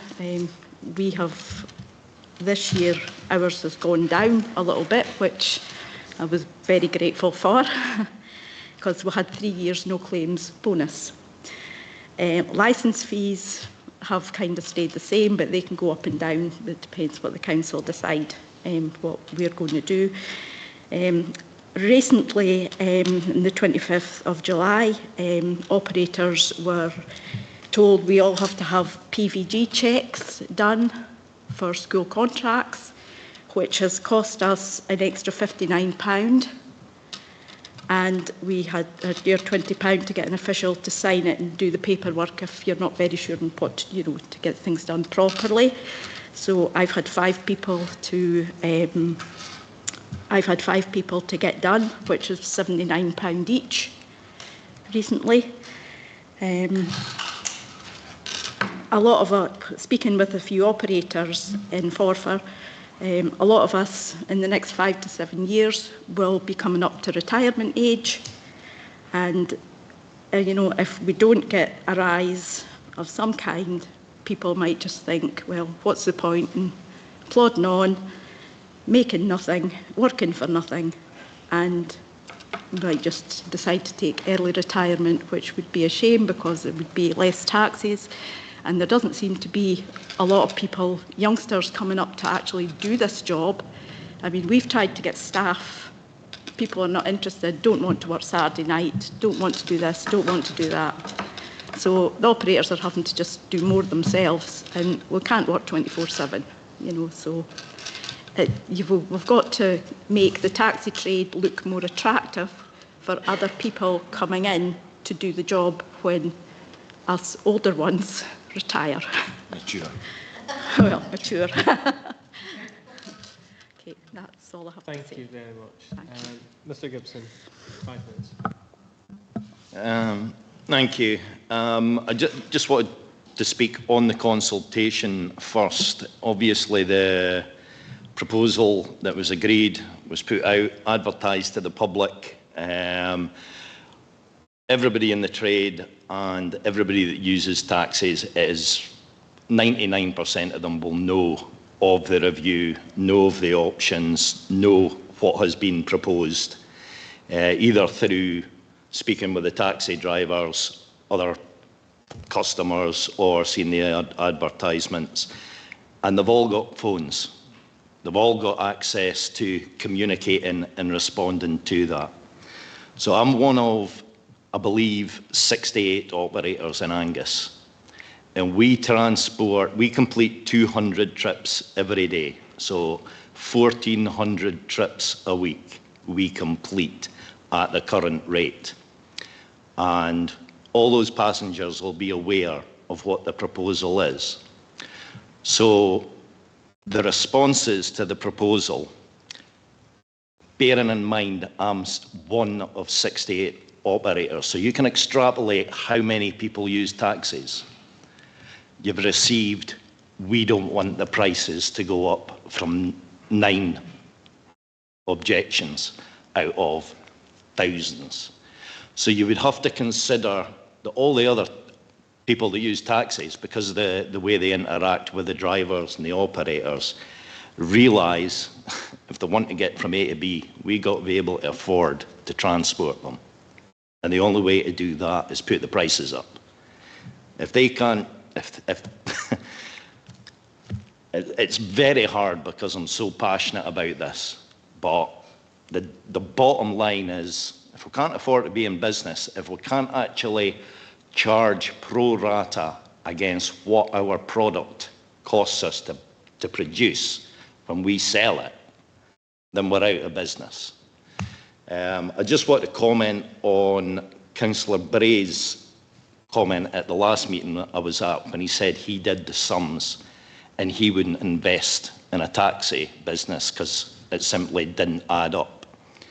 So as I said, on an average week, on the rates currently, we do about 200 jobs a day. So that produces 9,800 a week at the current fares. So if we make it a simple £10,000, that's what I've taken in. I then pay 4,000 in driver's wages, so I'm left with 600. I then pay 1,200 off of that on VAT, so I'm left with 4,800. I then have to take 1,400 off of that for a fuel bill, so I've got 3,400.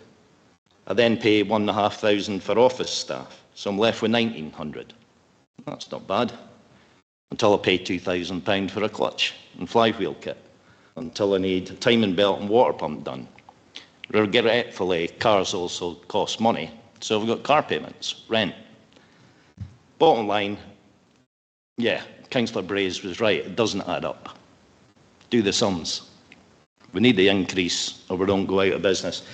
I'm delighted that somebody's taken the time to compile this, which I need time to look at, because I don't understand it that much. And I'm sure some of you are looking at it going, yeah, okay. But at least somebody's actually put the time in to look at the sort of things we are faced with. My understanding was that the rates that were agreed at the last meeting were put out for consultation. Of the thousands of taxi users, 9 people have said, oh, I use taxis, I don't want them to go up.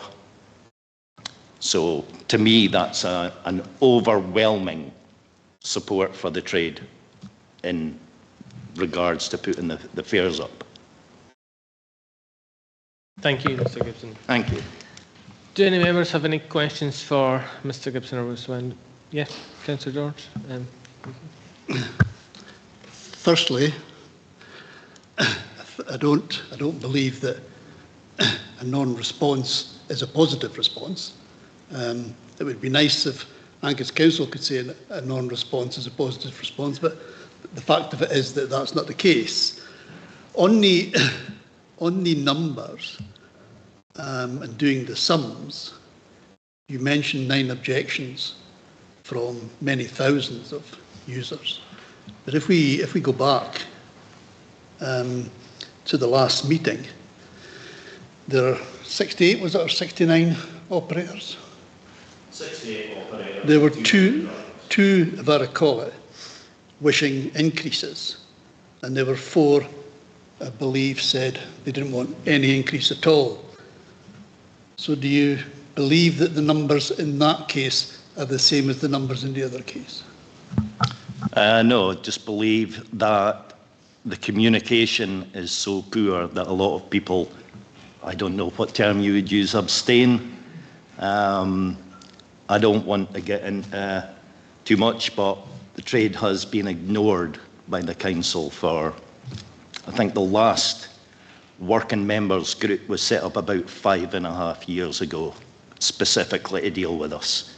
We've now had another one set up in March. But we haven't had any contact, other than a proactive one which I made. Thank you. Sorry, Councillor Whiteside. Thanks, convener, and thanks for the representations. I think you made an awful lot of sense there. I think we decided to propose an increase because we were worried about losing operators, and while it's natural for customers to say they don't want an increase, I think it's very unrealistic to expect operators to absorb national insurance increases, inflation, PVG checks, car repair increases. So I just want to ask if Mr. Gibson wonders or has an estimate of how many operators might go out of business if we continue to freeze prices? Well, I don't know how accurate the 68 is to begin with, because I'm aware of several on the list that I checked that are already out of business or are planning to shut down. Brechin, Montrose, there has been word in Forfar as well, but I can't speculate on how accurate that is. But between the few I know, you're probably looking at a reduction of about 7-8 cars no longer servicing the community. And with regards to cars and operators, if the profits are kept so low, all that happens is the mileages on these vehicles go up, which means that the costs and maintenance goes up on an older vehicle at the same time as reducing the money that you can reinvest in newer fleet to support the community. Thank you. Are there any other questions for either Mr. Gibson or Ms. Foreman? Councillor Durno. Every year when we have this comes to licensing, I always get emails from taxi drivers in Arbroath after the meeting, and I just wondered if you've had any correspondence with taxi drivers in Arbroath. Obviously, they've had a really hard time with the 77 weeks that they've had traffic disruption in the middle of town.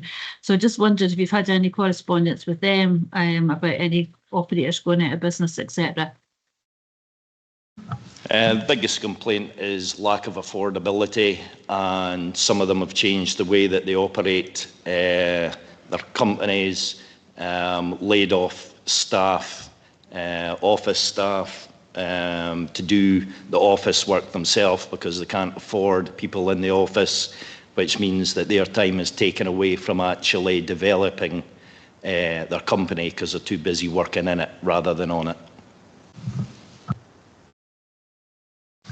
Any further questions from members? No, in that case I'm going to refer back to Mrs Burns for advice on where we're going next with this. It's for the committee now to decide what fare scales should be put in place. The scales can be what have already been proposed.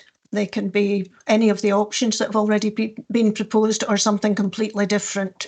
It's up to committee to decide that, having taken into consideration all the representations, etc., which have already been put forward. The fares which, the scales which are fixed upon are the maximum fares which taxi drivers can charge. They are in a position to charge lower fares if they're inclined to do so. Thank you, Mrs Burns.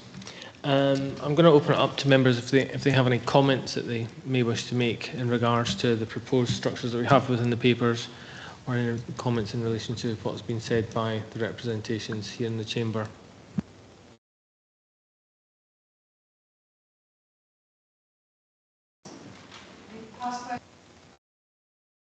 If you want to ask a question, then please, yeah, please.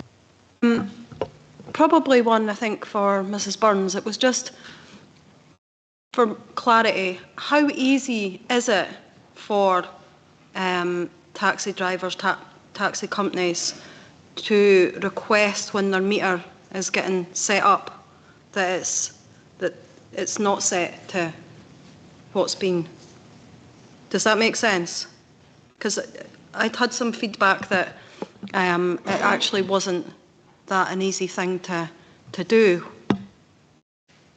if they were to choose to just go with a low rate and not put it up. But can somebody maybe clarify that an officer, please? Mrs. Burns? Sorry, thank you. I understand from, oh, sorry, there seems to be another microphone on. Oh. Thank you. Yes, I am no expert in the matter, but I am advised by someone in the field that it is possible, that there are various ways that that's possible.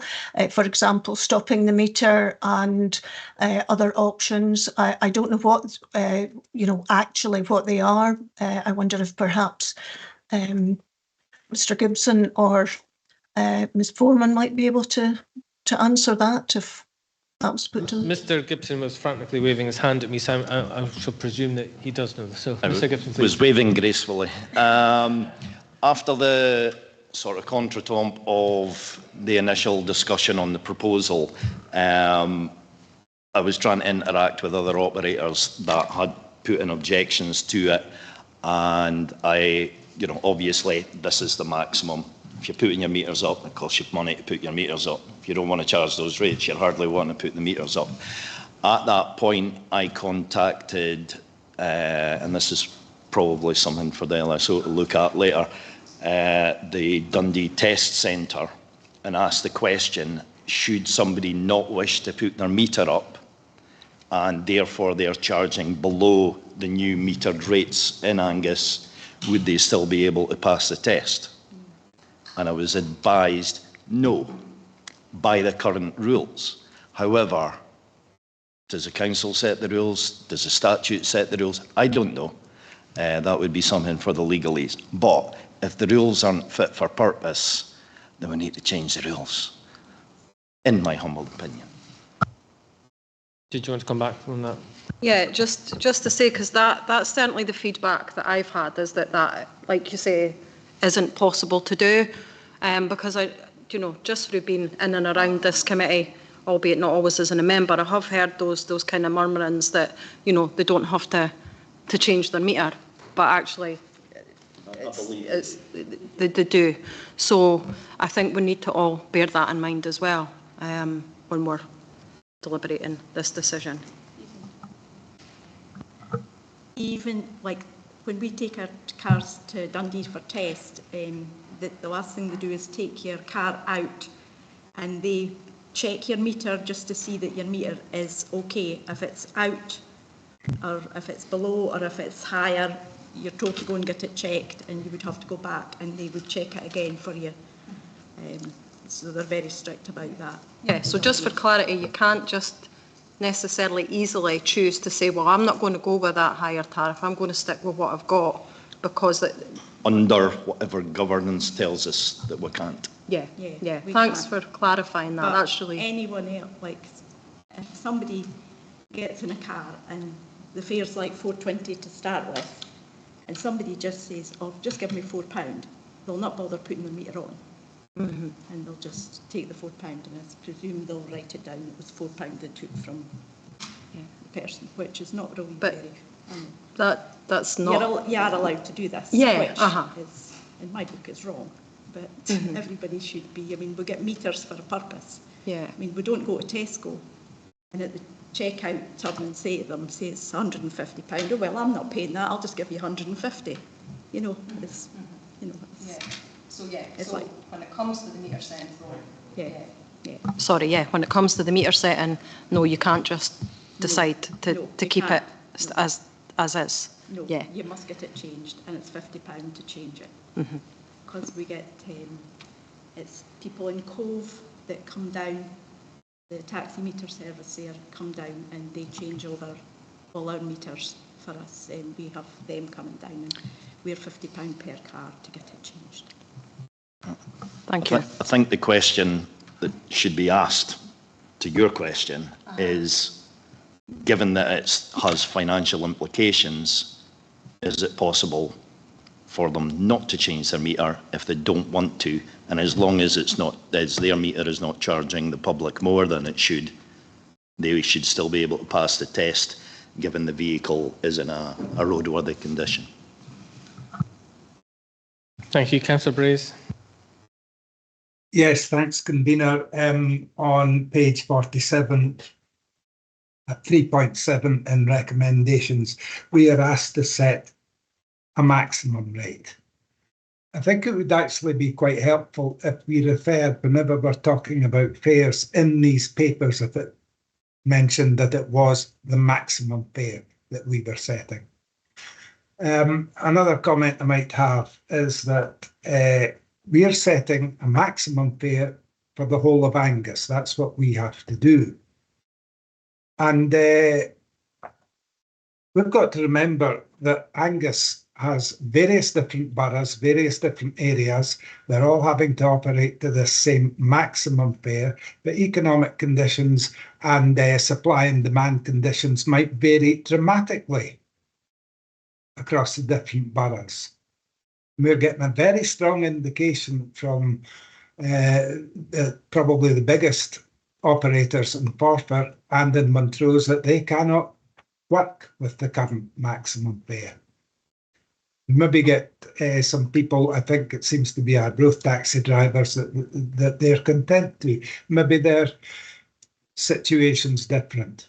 But if we want to have taxis operating across Angus, then and in all boroughs, then they've all got to be able to make a living in their own area. Thank you, Councillor Braze. Any further comments from members? Councillor Speed.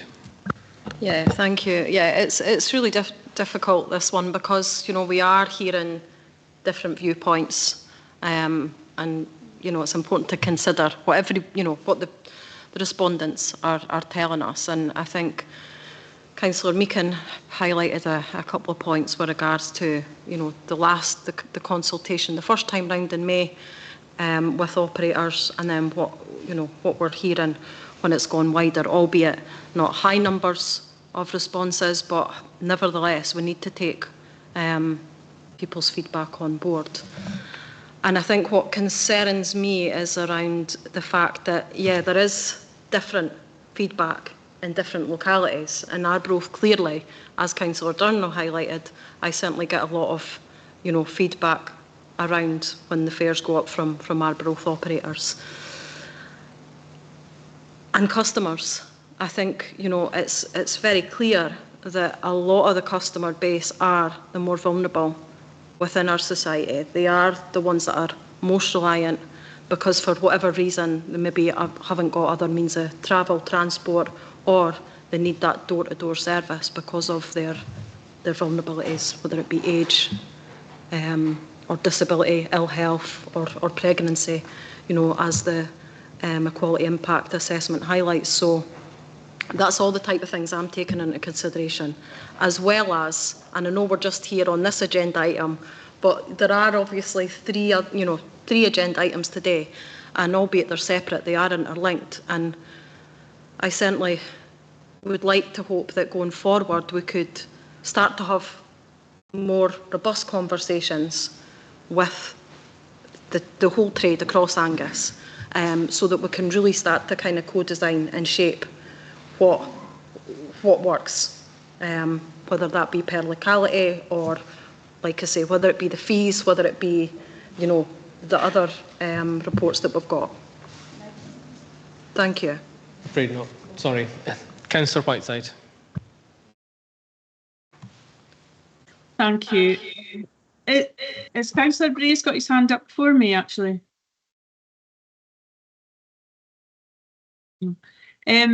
Yeah, just to reiterate a point I probably already made.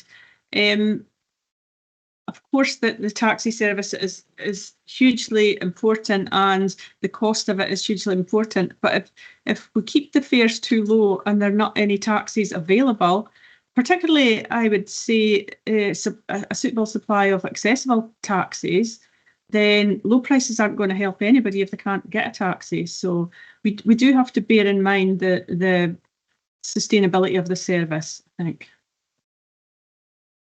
Thank you. Any other comments from members before we move on to the recommendations? Nope.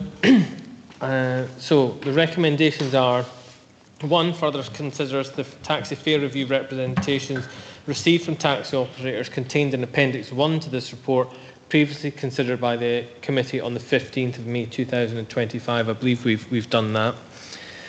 Recommendation 2. Further considers the table illustrating the effect of proposed options contained in Appendix 2, previously considered by the committee on the 15th of May.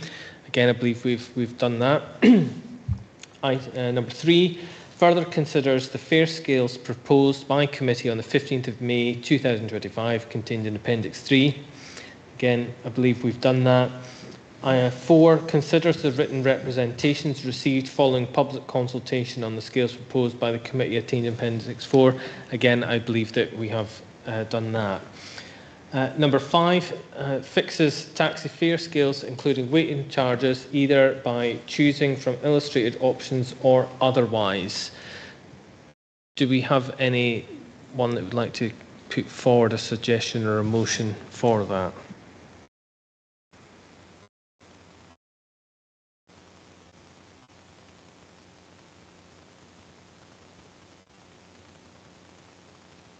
Councillor Clark.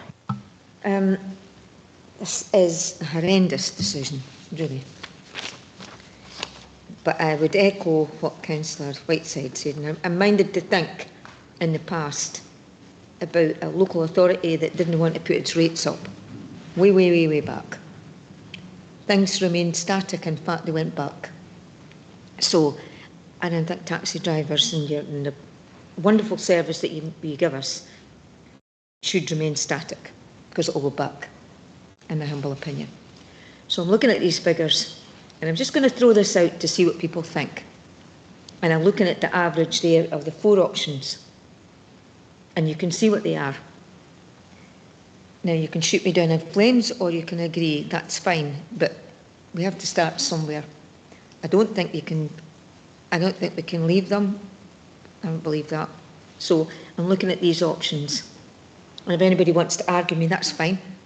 I've just started with the average. I do honestly think they will have to go up. So how much they go up by is a moot point. That's the average there. That makes sense. So just to confirm, which option were you going for? Options 1, 2, 3 or 4? Said earlier is the status quo, and that's not what I'm advocating. I've just explained that. And if I go down to option 2, 3 and 4, down here, unless I'm reading this very badly, we've got average of 4 options. And I'm suggesting that one. But I could be reading this badly.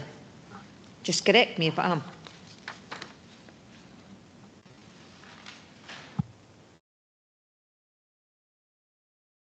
$11.8. So just to confirm, is that option 2 the one that was submitted by Lorimer Cabs? It is indeed. Okay. It is indeed. Councillor Whiteside? Thanks. I mean, I don't have a different opinion greatly to Councillor Clark, but I do think we gave this really careful consideration at the last point, and I think we should stick with our recommendation of going with option 3. Thank you. Councillor Brace? Yes, well, I would concur with that.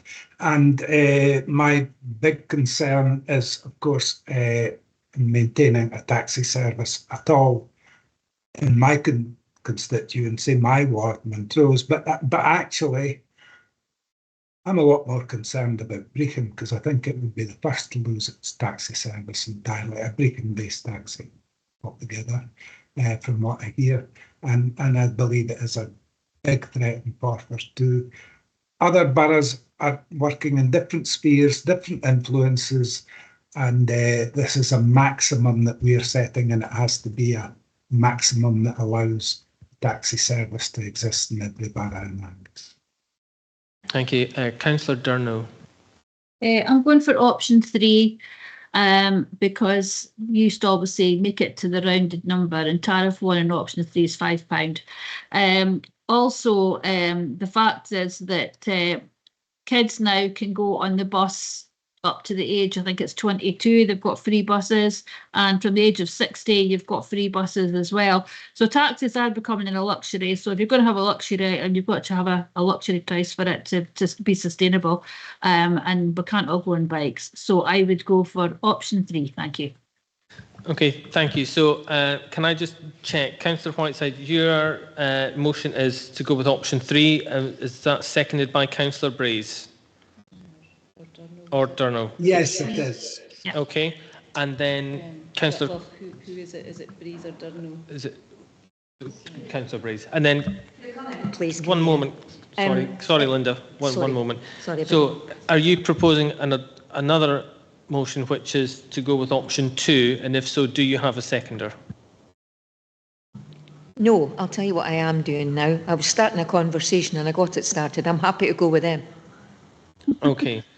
So the motion from Councillor Whiteside, seconded by Councillor Brace, is that we go with option 2, submitted by RK Taxis. Option 3, I beg your pardon. Option 3. Are there any amendments to that motion? Councillor Speed. Yeah, thank you. This is really difficult, and I guess I want to stick with the status quo, but I wondered if I could seek advice on whether there can be a caveat built into that, because I think we do need those more robust conversations with the whole trade across Angus.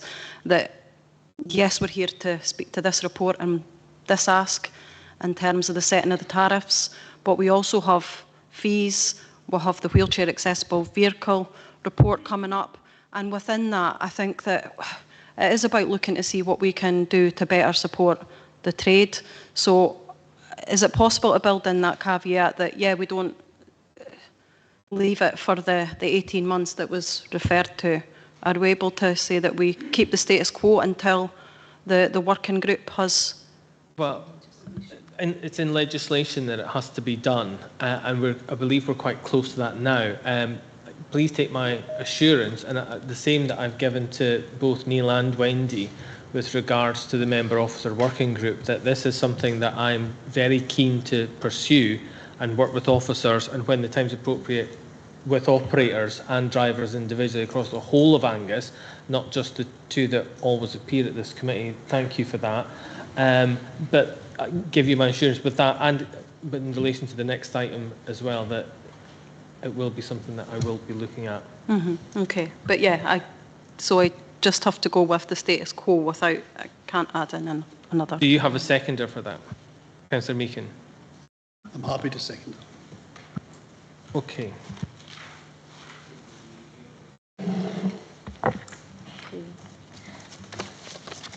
So we're considering the taxi fare review, and there is a motion moved by Councillor Whiteside, seconded by Councillor Brays, to accept option 3, which is the option where Arcade taxis forfeit. Is that correct? The amendment moved by Councillor Speed, seconded by Councillor Meakin, is that the status quo remains and that there be no increase. Sorry, wait, before I go to the vote, Jenny has her hand up. Jenny, do you want to say something before we go to the vote? Yes, thank you. I was just told. Oh, sorry, there's an echo. Thank you. Yes, I just wanted to clarify that there was no suggestion that the extra charges, that's for extras, not the fares themselves, at the end of the option, that none of that there's no change to those proposed.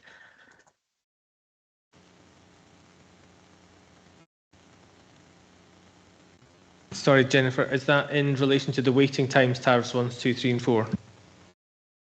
Yes.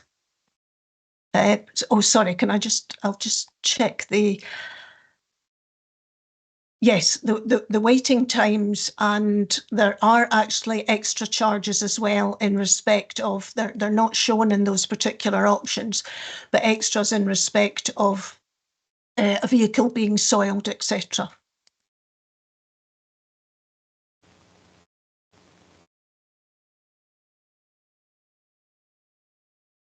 Is members happy with that? So we'll go to the we've really started to vote. We should really continue with the vote. Sorry. Could members vote for the motion or the amendment? Councillor Councillor Craig. Motion. Councillor Brays. Motion. Councillor Clark. Motion. Councillor Durno. Motion. Councillor Meakin. Amendment. Councillor Gavin Nicholl. Motion. Councillor Louise Nicholl. Amendment. Councillor Scott. Motion. Councillor Speed. Amendment. And Councillor Whiteside. Motion. So that's 7 for the motion and 3 for the amendment. Thank you.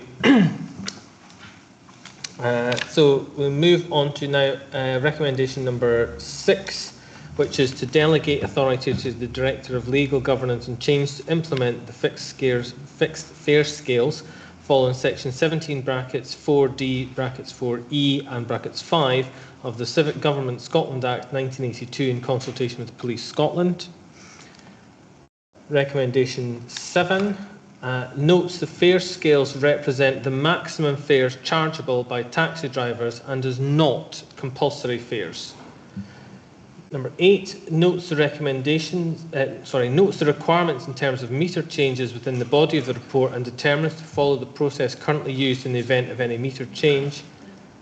And 9 determines the implementation date as being the 31st of October 2025. Are they all agreed? Thank you, everyone. I will just make a comment just before we go on. specifically in relation to one of the notes there, because I know that the public and the press like to pick up on point this, and that even though there has been an increase in the taxi fares, this is the maximum that can be charged. As was sort of described earlier, taxi operators do have the choice of charging lower fares if that suits their business model better in specific areas, whether that be in different towns, different areas. So what we have set is the maximum fare. Thank you. Thank you to Mr. Gibson and to Wendy Foreman for coming in, as they do every year. Thank you, and for your patience for today. Thank you. Okay, thank you, everyone. We now move on to item number 11, wheelchair accessible vehicles. This is the report number... Sorry, beg your pardon. Item 10, taxi and private hire licences, report number 206/25.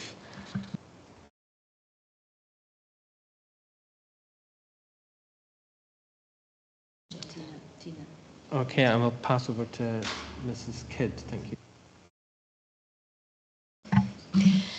Yes, members, this is a report I bring every year in August to review the taxi and private hire fees. I have nothing to add to the report beyond what it states there. Happy to take any questions. Thank you. Are there any questions from members? Councillor Speed? Yeah, just again, like I say, I appreciate we're here to talk about this report, but there obviously are overlaps.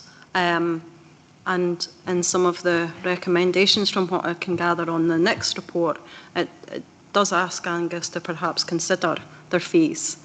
And so I just wondered kind of, how much consideration we can take into today's decision with regards to that, knowing that actually that's what's been recommended in the next report. Two really aren't related. These are about the fees charged to the taxi drivers, and they're based upon exact incomings and outgoings. As you can see from Appendix 1, direct staff costs are accounted for, running costs for this committee, overhead costs and central support services, then supplies and services costs. So, as members are aware, licensing has to wash its face effectively, and what is charged to the trade has to pay for the costs associated with this. The suggestion, as I've put in the report, is that, well, my motion is really that you don't up the fees at this stage, which is actually what the numbers tell us, pending the internal recharge review, which is ongoing in finance. They are really the figures I don't know. Staff costs are based on timesheet of staff work. So these are the variables that I can't personally understand because they're a finance mechanism to recharge within the council.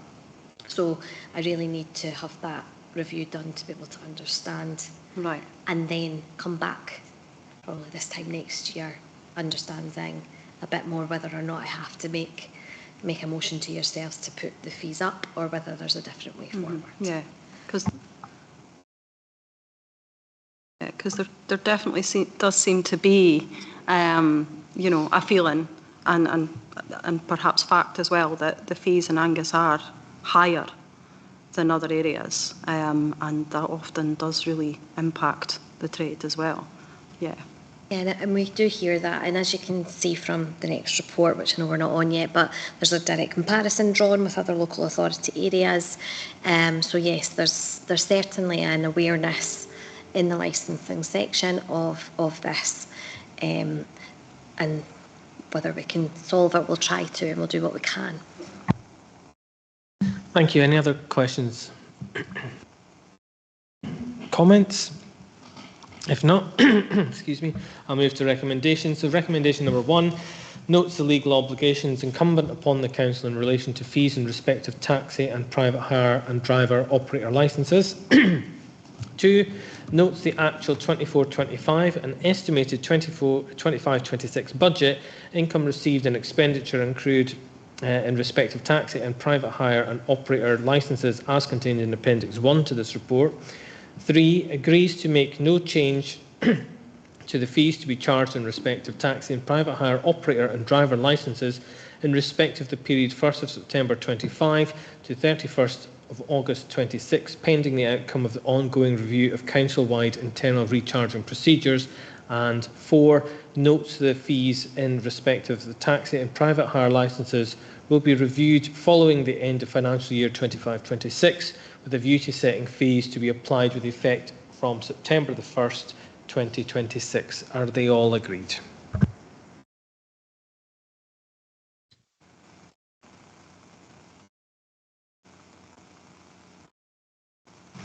Okay, thank you. We now move on to item number 11, taxi and private hire licences. This is report 20625. And again, 20725. And again, I'll pass over to Mrs. Kidd. Thank you, Convener. I'm delighted to be able to bring this report for the attention of members. It's been a long time coming, as the report narrates.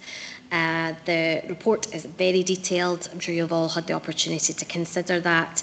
The recommendations that I have put forward is that you consider the report and agree to delegate further consideration to the established taxi and private hire member officer working group to come up with an action plan for this committee to consider in early 2026. I do think it will be necessary for other officers to be pulled in to address that committee at various points, like finance, possibly education with regard to transport contracts, along those lines. So I do think it's something that is probably better directed to a project outside of this committee, but for this committee to come back and consider early 2026. I would like it done as soon as possible, but I appreciate it's quite a lot of work in there. Thank you. Any questions? I'm happy to take them. Thank you. Any questions from members? Councillor Speed. Yeah, thank you. Thanks. Yeah, as I'm sure you're aware, I welcome this report coming, and not, probably wished it had been quite some time ago, but nevertheless, we're here. We're at where we are. I just wondered how often, like, the member officer working group would be meeting, and how soon can we get started with that, because time is rumbling on, and really take note of the points that were made earlier. We really need to start engaging and progressing with the taxi trade. Thank you. Absolutely.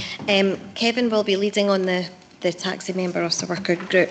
My suggestion is that we get the first meeting within a couple of weeks of this meeting, obviously dependent upon diaries, and that there's possibly a 4-weekly cycle of meetings. And that's not actually that many meetings prior to March 2026, but if we can, at the early meeting, set out the direction of travel, we can engage the officers that you want, or whoever else you want to feed into this group, and hope that that's done at the early stages to allow further consideration. That would be my suggestion, but I'm happy to be led by members as to what you consider to be appropriate. Thank you. Any other questions from members? No. Any comments? Councillor Meehan. Thank you, Convener. I welcome this report, and as Councillor Speed suggested, it's quite a long time coming. Some of the recommendations within the report, i.e. the recommendation about the possibility of a grant scheme, aren't new to Angus Council, because some of us who've been around a while will remember that Angus Council used to have a taxi, wheelchair accessible vehicle taxi card grant scheme. Whether there's much information of that left in the records, probably not. However, you do have people like myself whose memory is quite long and can remember it. And of course, if there's any information required of what it used to be, I would be happy to help out there. Thank you. Thank you. Any other comments from members? No, I'll add my own comment. And similar to Councillor Meehan, there was a huge amount of information within this report, which I found very interesting to read through, and certainly gives a lot of food for thought for us. Not just as a committee, but as a council as a whole, and look forward to including those parts, so long as it's agreed to, within the recommendations to the member officer working group. So if there's no further comments, we'll move to recommendations. So number 1, considers and notes the content of the report from external consultants, the TES Partnership Limited, commissioned to review and advise of any unmet need for wheelchair accessible taxi and private hire vehicles in Angus. 2, agrees to delegate further consideration of the report and recommendations and creation of an action plan to the established taxi and private hire member officer working group. And 3, directs the taxi and private hire member officer working group to provide a draft action plan to this committee for consideration and wider consultation in early 2026. Are these all agreed? Thank you.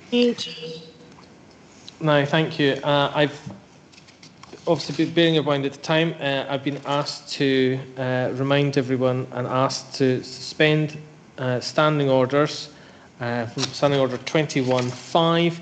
Every meeting is, because obviously we're going over the 3 hours, and this includes any adjournments unless member before the expiry of the 3-hour time limit moves that this meeting be continued, and this is approved by a minority of members of the meeting. Are we happy to agree to suspend the standing orders to the conclusion of business? Yep, that's agreed. Thank you.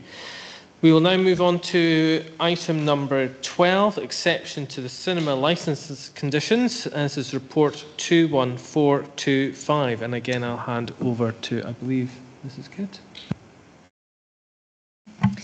Yes, members have all been involved in this in some way, shape or form.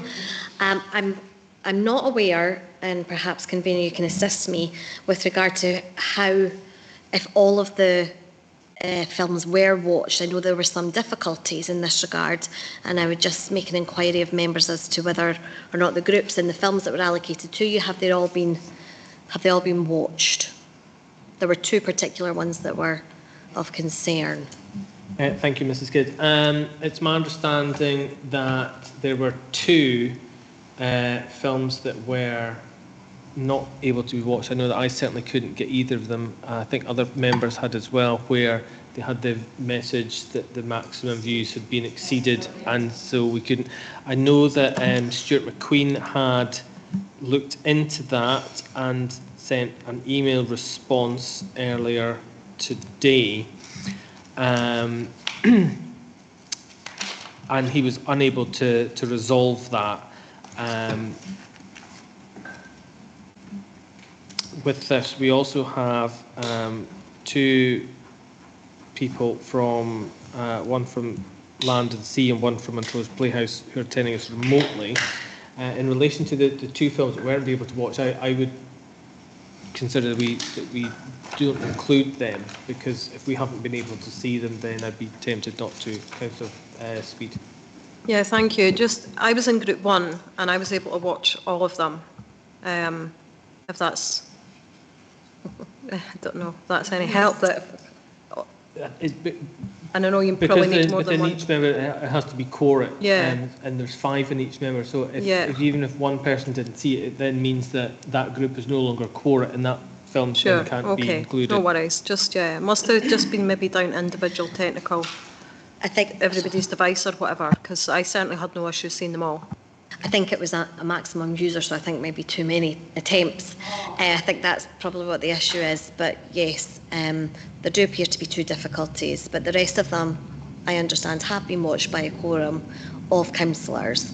And on that basis, the recommendations are there for you to determine once you've heard from the applicant for the exemption. Thank you.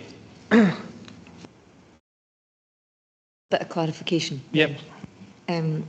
Notwithstanding what you've said and notwithstanding the hassle, quite a lot of us had, really. I'm really pleased that Lois didn't have it, and I wish she'd been where she was sitting. But I did have a lot of hassle. So the 2 that were unable, quite a few of us were unable to read eventually, or at least to speculate on and spectate on. What's your thought? I mean, what's going to happen now? Will they come back rectified, or do we just have to accept we didn't have a quorum? My understanding, and Mrs. Kidd, I'm sure will tell me if I'm wrong, is that if we weren't quorate, then those films they can't be put forward for approval, because if we haven't seen them, we can. We did have when I had a conversation with Stuart McQueen, about this, because obviously there's 5 members in each of the viewing groups, and the concern was that if one member from either of those groups was unable to attend today's meeting, for example, then that whole group would then no longer be quorate. So to mitigate against that, I, as convener, decided to take one for the team, and I've watched every single one of them, for the ones that were able to make sure that didn't happen. But with relation to these 2 that haven't been able to get viewed, because of the quorate numbers and the legalities and everything else of it, it means that we can't put them forward, and that's entirely up to us as a committee to decide. Fine, that makes it clearer for me.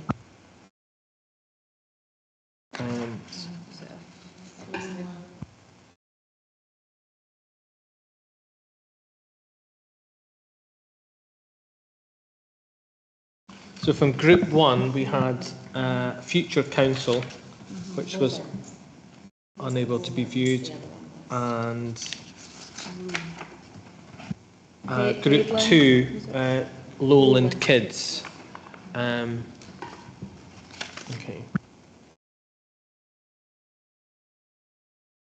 So if I can ask if I've got Rachel Chaplin and Claire Carley, if they would like to come forward and speak to their items, please.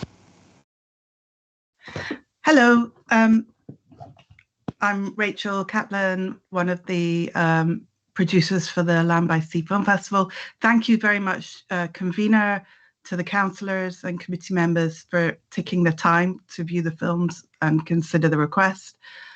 Just to say that the festival's really growing. We're thrilled that we've just secured 2-year funding from Creative Scotland, which is a fantastic boost to what we're doing. And we're starting to gain national and international attention for our work. If you think you've been watching a lot of films, we had over 300 films submitted from around the world this year to the festival. People really want to come and show their work to Scottish audiences. We're proud that the festival's helping raise the profile of the Montrose Playhouse as this cultural hub in Scotland. I'd just like to quickly mention the festival brings visitors to the area. Our surveys show that, and they're supporting the local economy with hotels, restaurants, and the local artists and businesses we partner with. We run our schools program, and it's too bad that the 2 films that there were issues with are our 2 films from our schools program this year. And we run special events for young people, giving them access to films and creative career paths that they might not otherwise encounter in Angus. So we really appreciate your continued support in helping us grow and deliver this kind of cultural offering in the region.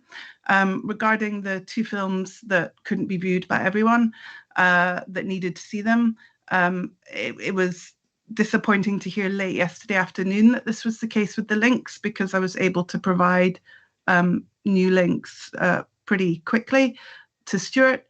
One of those are 2 films from our schools program. One has been recommended by the BFI, British Film Institute's Into Film program, which is their national program for youth films and young people. And the other film, Future Council, will be showing at the DCA in Dundee as part of their Discovery Fest in October for young people. So, if that gives any reassurance that these are films that are being put forward and recommended for youth audiences. I know this is it is a lengthy process for everyone involved for what it is. So I really hope that in the future we can visit perhaps other more workable licensing pathways, and one that is in line with the reality of how independent film is distributed. And I look forward to working with the councillors and the committee to do that. We certainly have many partners, the DCA, the Belmont, Glasgow Film Theatre, Edinburgh Film House, many other arts organisations that can help us find ways to do this, which would place less burden on the committee, but also ensure that we're safeguarding young audiences and vulnerable people with the content we put forward on screen. Thank you very much. Thank you very much. Can I ask Claire Carley, is there anything else that you would like to add, or is there anything you would like to say? No, I don't. I mean, I don't have a huge amount to add. Montrose Playhouse is very pleased to be the host venue for this festival. It's certainly, this will be the third one, and it certainly is growing year on year. So it's a great thing to be a part of, and there does seem to be an appetite for people travelling into Angus specifically for this weekend. We've already been told that we are the second biggest tourist attraction in Angus as it stands, and this just bolsters our visitors. It's a good thing for Montrose and the wider county. So yeah, we're happy to support it. Thank you very much. Councillor Brenda Durno, I see you have your hand up. You're on mute, Councillor. Rachel kind of touched a wee bit on question I was going to ask, was that why don't the people that are submitting the films for a festival, why don't they get them assessed themselves before they send them? I can't believe that we're the only place they would send them to. They probably have to send them everywhere that wants to show them. So I just wondered why when you go to do anything, you need to have licenses for most things now, even a craft fair. Just wondered how, if they're sending it to like America or whatever, why don't they have it licensed themselves to see if it's a PG or whatever? Just seems a bit silly. I'd just like to perhaps clarify the difference between a license and a certification. A license is what the Montrose Playhouse has to operate. Certification for films, there isn't like a legal, it's not like a legal license. The BBFC, British Board of Film Classification, is one organisation you can go to that will certify a film, which gives assurances and guidance for parents, for people about the films. But there are many different ways to certify. The reason why most of the international films and short films we receive is the cost. If you go to the British Board of Film Classification, it may cost you 5,000, 6,000, 7,000 or more pounds to certify a film to show in cinemas. If you are a large Hollywood studio and you're going to be showing on thousands of screens across the UK and you've got a Marvel movie, that's a drop in your budget. But if you're, a short filmmaker, international filmmaker, an independent filmmaker, that's not something they can do. So venues can self-certify and have different ways of doing that. Content that's shown on television is not certified, it's just put forward and the broadcaster makes a recommendation. So there are different ways that we could definitely look at doing this, because I realise the unfair burden it's putting on the committee. It's not a burden. It was just, I just wondered how it came about, because obviously it was shown at our Road or any other cinema. Never had to do this before, so just wondered what the difference was. But thanks for clarifying that. It makes a bit more sense. Thank you, Councillor Whiteside. Thanks, convener, and thanks to Rachel and Claire for coming along. I do think the Montrose Playhouse is something that we should be supporting, and really happy to watch the films and help get there.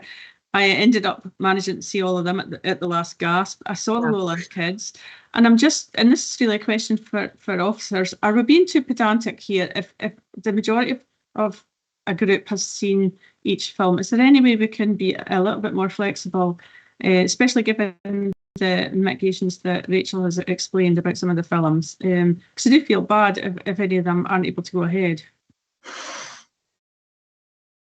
That's not my advice, Councillor Whiteside. Sorry.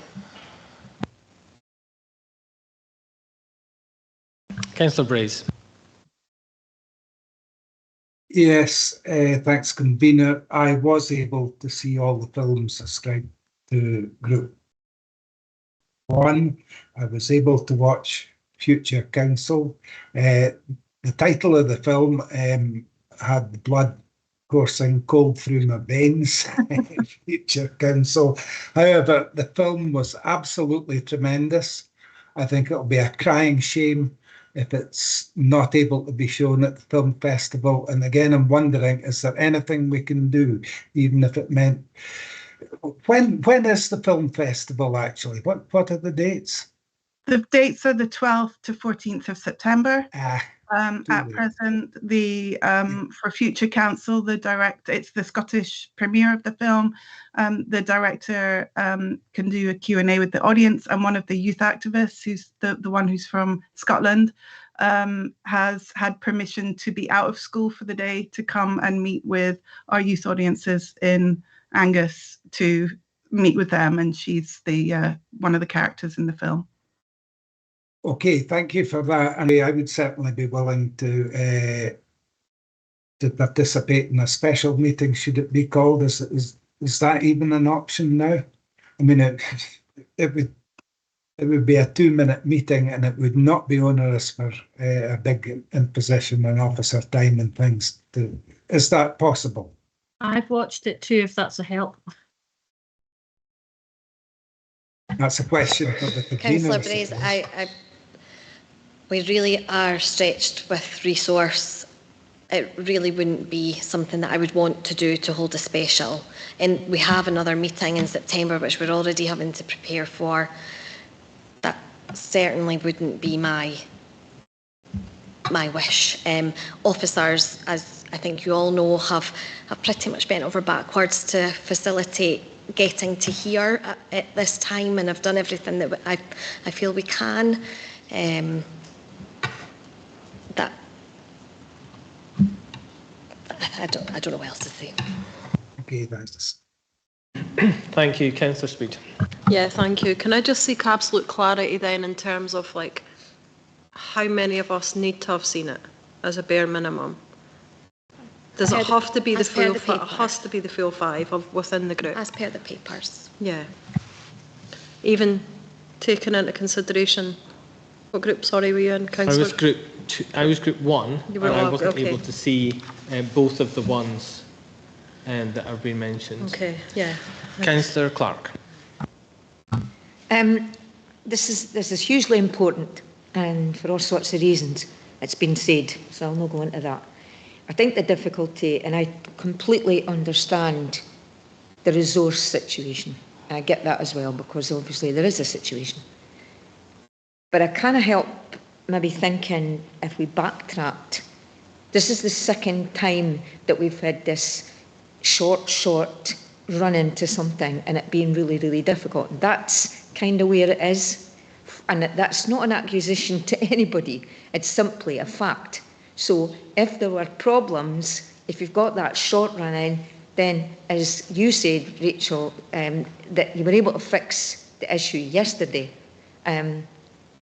If we'd been able to get them earlier, that might, and I don't know whether you could get them earlier or not. I'm simply saying, and I'm not a great person for problems. I'm always about solution. And I do think if that was possible to get that fixed at that point, then maybe people like me wouldn't have had so much hassle. And I'm not above having hassle. I'm a politician after all. But thank you so much anyway, because I think what we're fighting for here, what you're trying to do here, is commendable. Well done. Thank you. Councillor Whiteside. I wonder if I could suggest a possible solution. If everybody here is happy with all of the films that they've watched, could we approve this subject to the required number viewing the film, and make sure that the films are viewed by however many more we need, and they confirm that they're happy with them? I mean, it just seems ridiculous to block the viewing of those 2 films. I'll take advice from legal. It's not one of the recommendations that is before you, but if you're minded to make that decision, then it's a matter for you as a committee.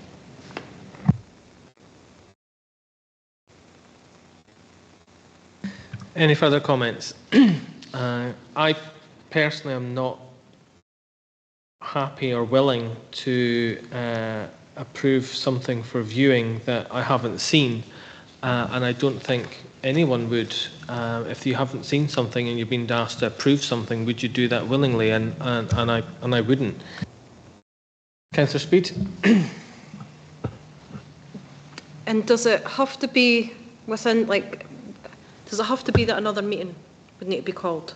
Can it not be agreed, like, so if we've just got 2 that are questionable, is there no way that if we were to all be given the links, or those of us that needed to, I mean, I've seen the Future Council highly recommend it, is there no way that we can agree out with the meeting if the link's circulated and the people that haven't seen it come back and give their approval? Is that possible? There isn't any delegation to you as members to do that within any of our... How long are the films? Do you know, whoever watched them? Could I suggest then, as it's been mentioned before, it's not within the recommendations of the report. So would it, as I've said, I'm not willing to put my name to something that I haven't seen. I think that is just silly. And because there is no recommendations, I would then suggest that somebody would then have to put forward an amendment to those recommendations. Would that be competent? I wonder whether I can ask for an adjournment. You are asking me on the spot, and so I would like to... I just want 5 minutes, that's all. Okay, we'll take 5 minutes to give legal the opportunity to have a look through it and then come to a conclusion on that. Okay, 5 minutes. Thank you, everyone. Could the stream be paused, please, for 5 minutes?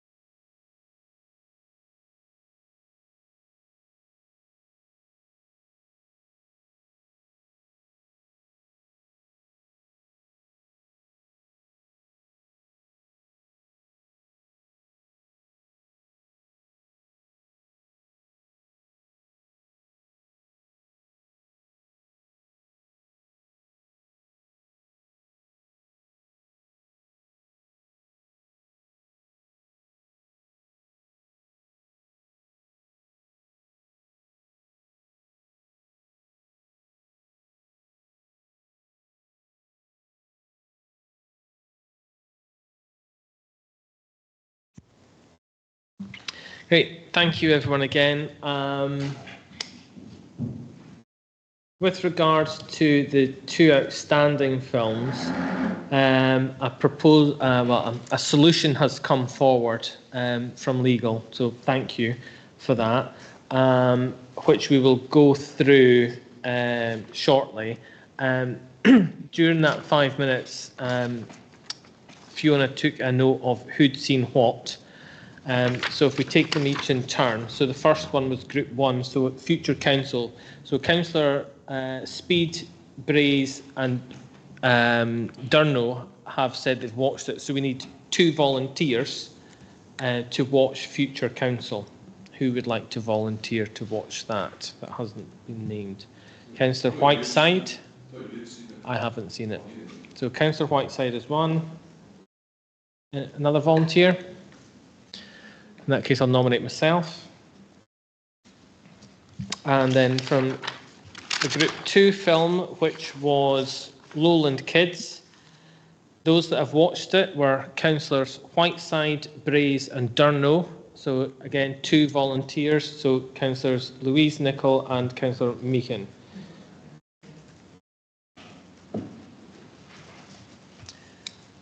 Okay, so we will move to the recommendations.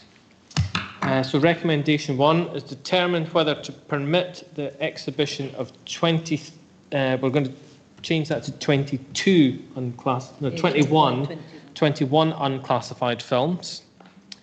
And recommendation 2, if the committee is minded to permit the showing of the 21 unclassified films, determine that what, if any, conditions apply to the permission. Do we want to apply any conditions to those? No. And then if I can refer to Mrs. Kidd for recommendation 3. Yeah, so it would be if the committee is minded to permit the showing of the 2 unclassified films, namely, sorry, somebody will need to give me the names of them, Future Council and Lowland Kids, and determine what, if any, conditions apply to the permission. And my suggested condition is that it would be subject to the condition of a minimum of 5 members having watched and confirmed to the Director of Legal Governance and Change that they consent to the permission of those films. I don't know whether you want to add on a date by which to finish that. When, sorry, just back to our applicants. When is the start of the festival? September the 12th. So if we were to put a week as a time limit? If that's okay for members. That appears to be agreed. Okay, are we happy to agree that third recommendation? Yep. So for those that have volunteered to watch the films, additional links will be sent to us. And then we have and it'll be expressed within that email about the time limit and the reply to the Director of Legal Governance and Change. If that email response hasn't been received, by which time then the films will not be shown. Is that clear and happy with everyone with that?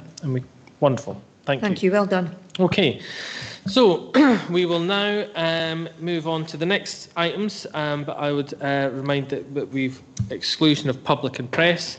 So for any of the public and press that have been watching since 10 o'clock this morning through both of these committees, thank you for your patience, and we can stop the live stream and move on. Could you stop the live stream? That's it stopped for good.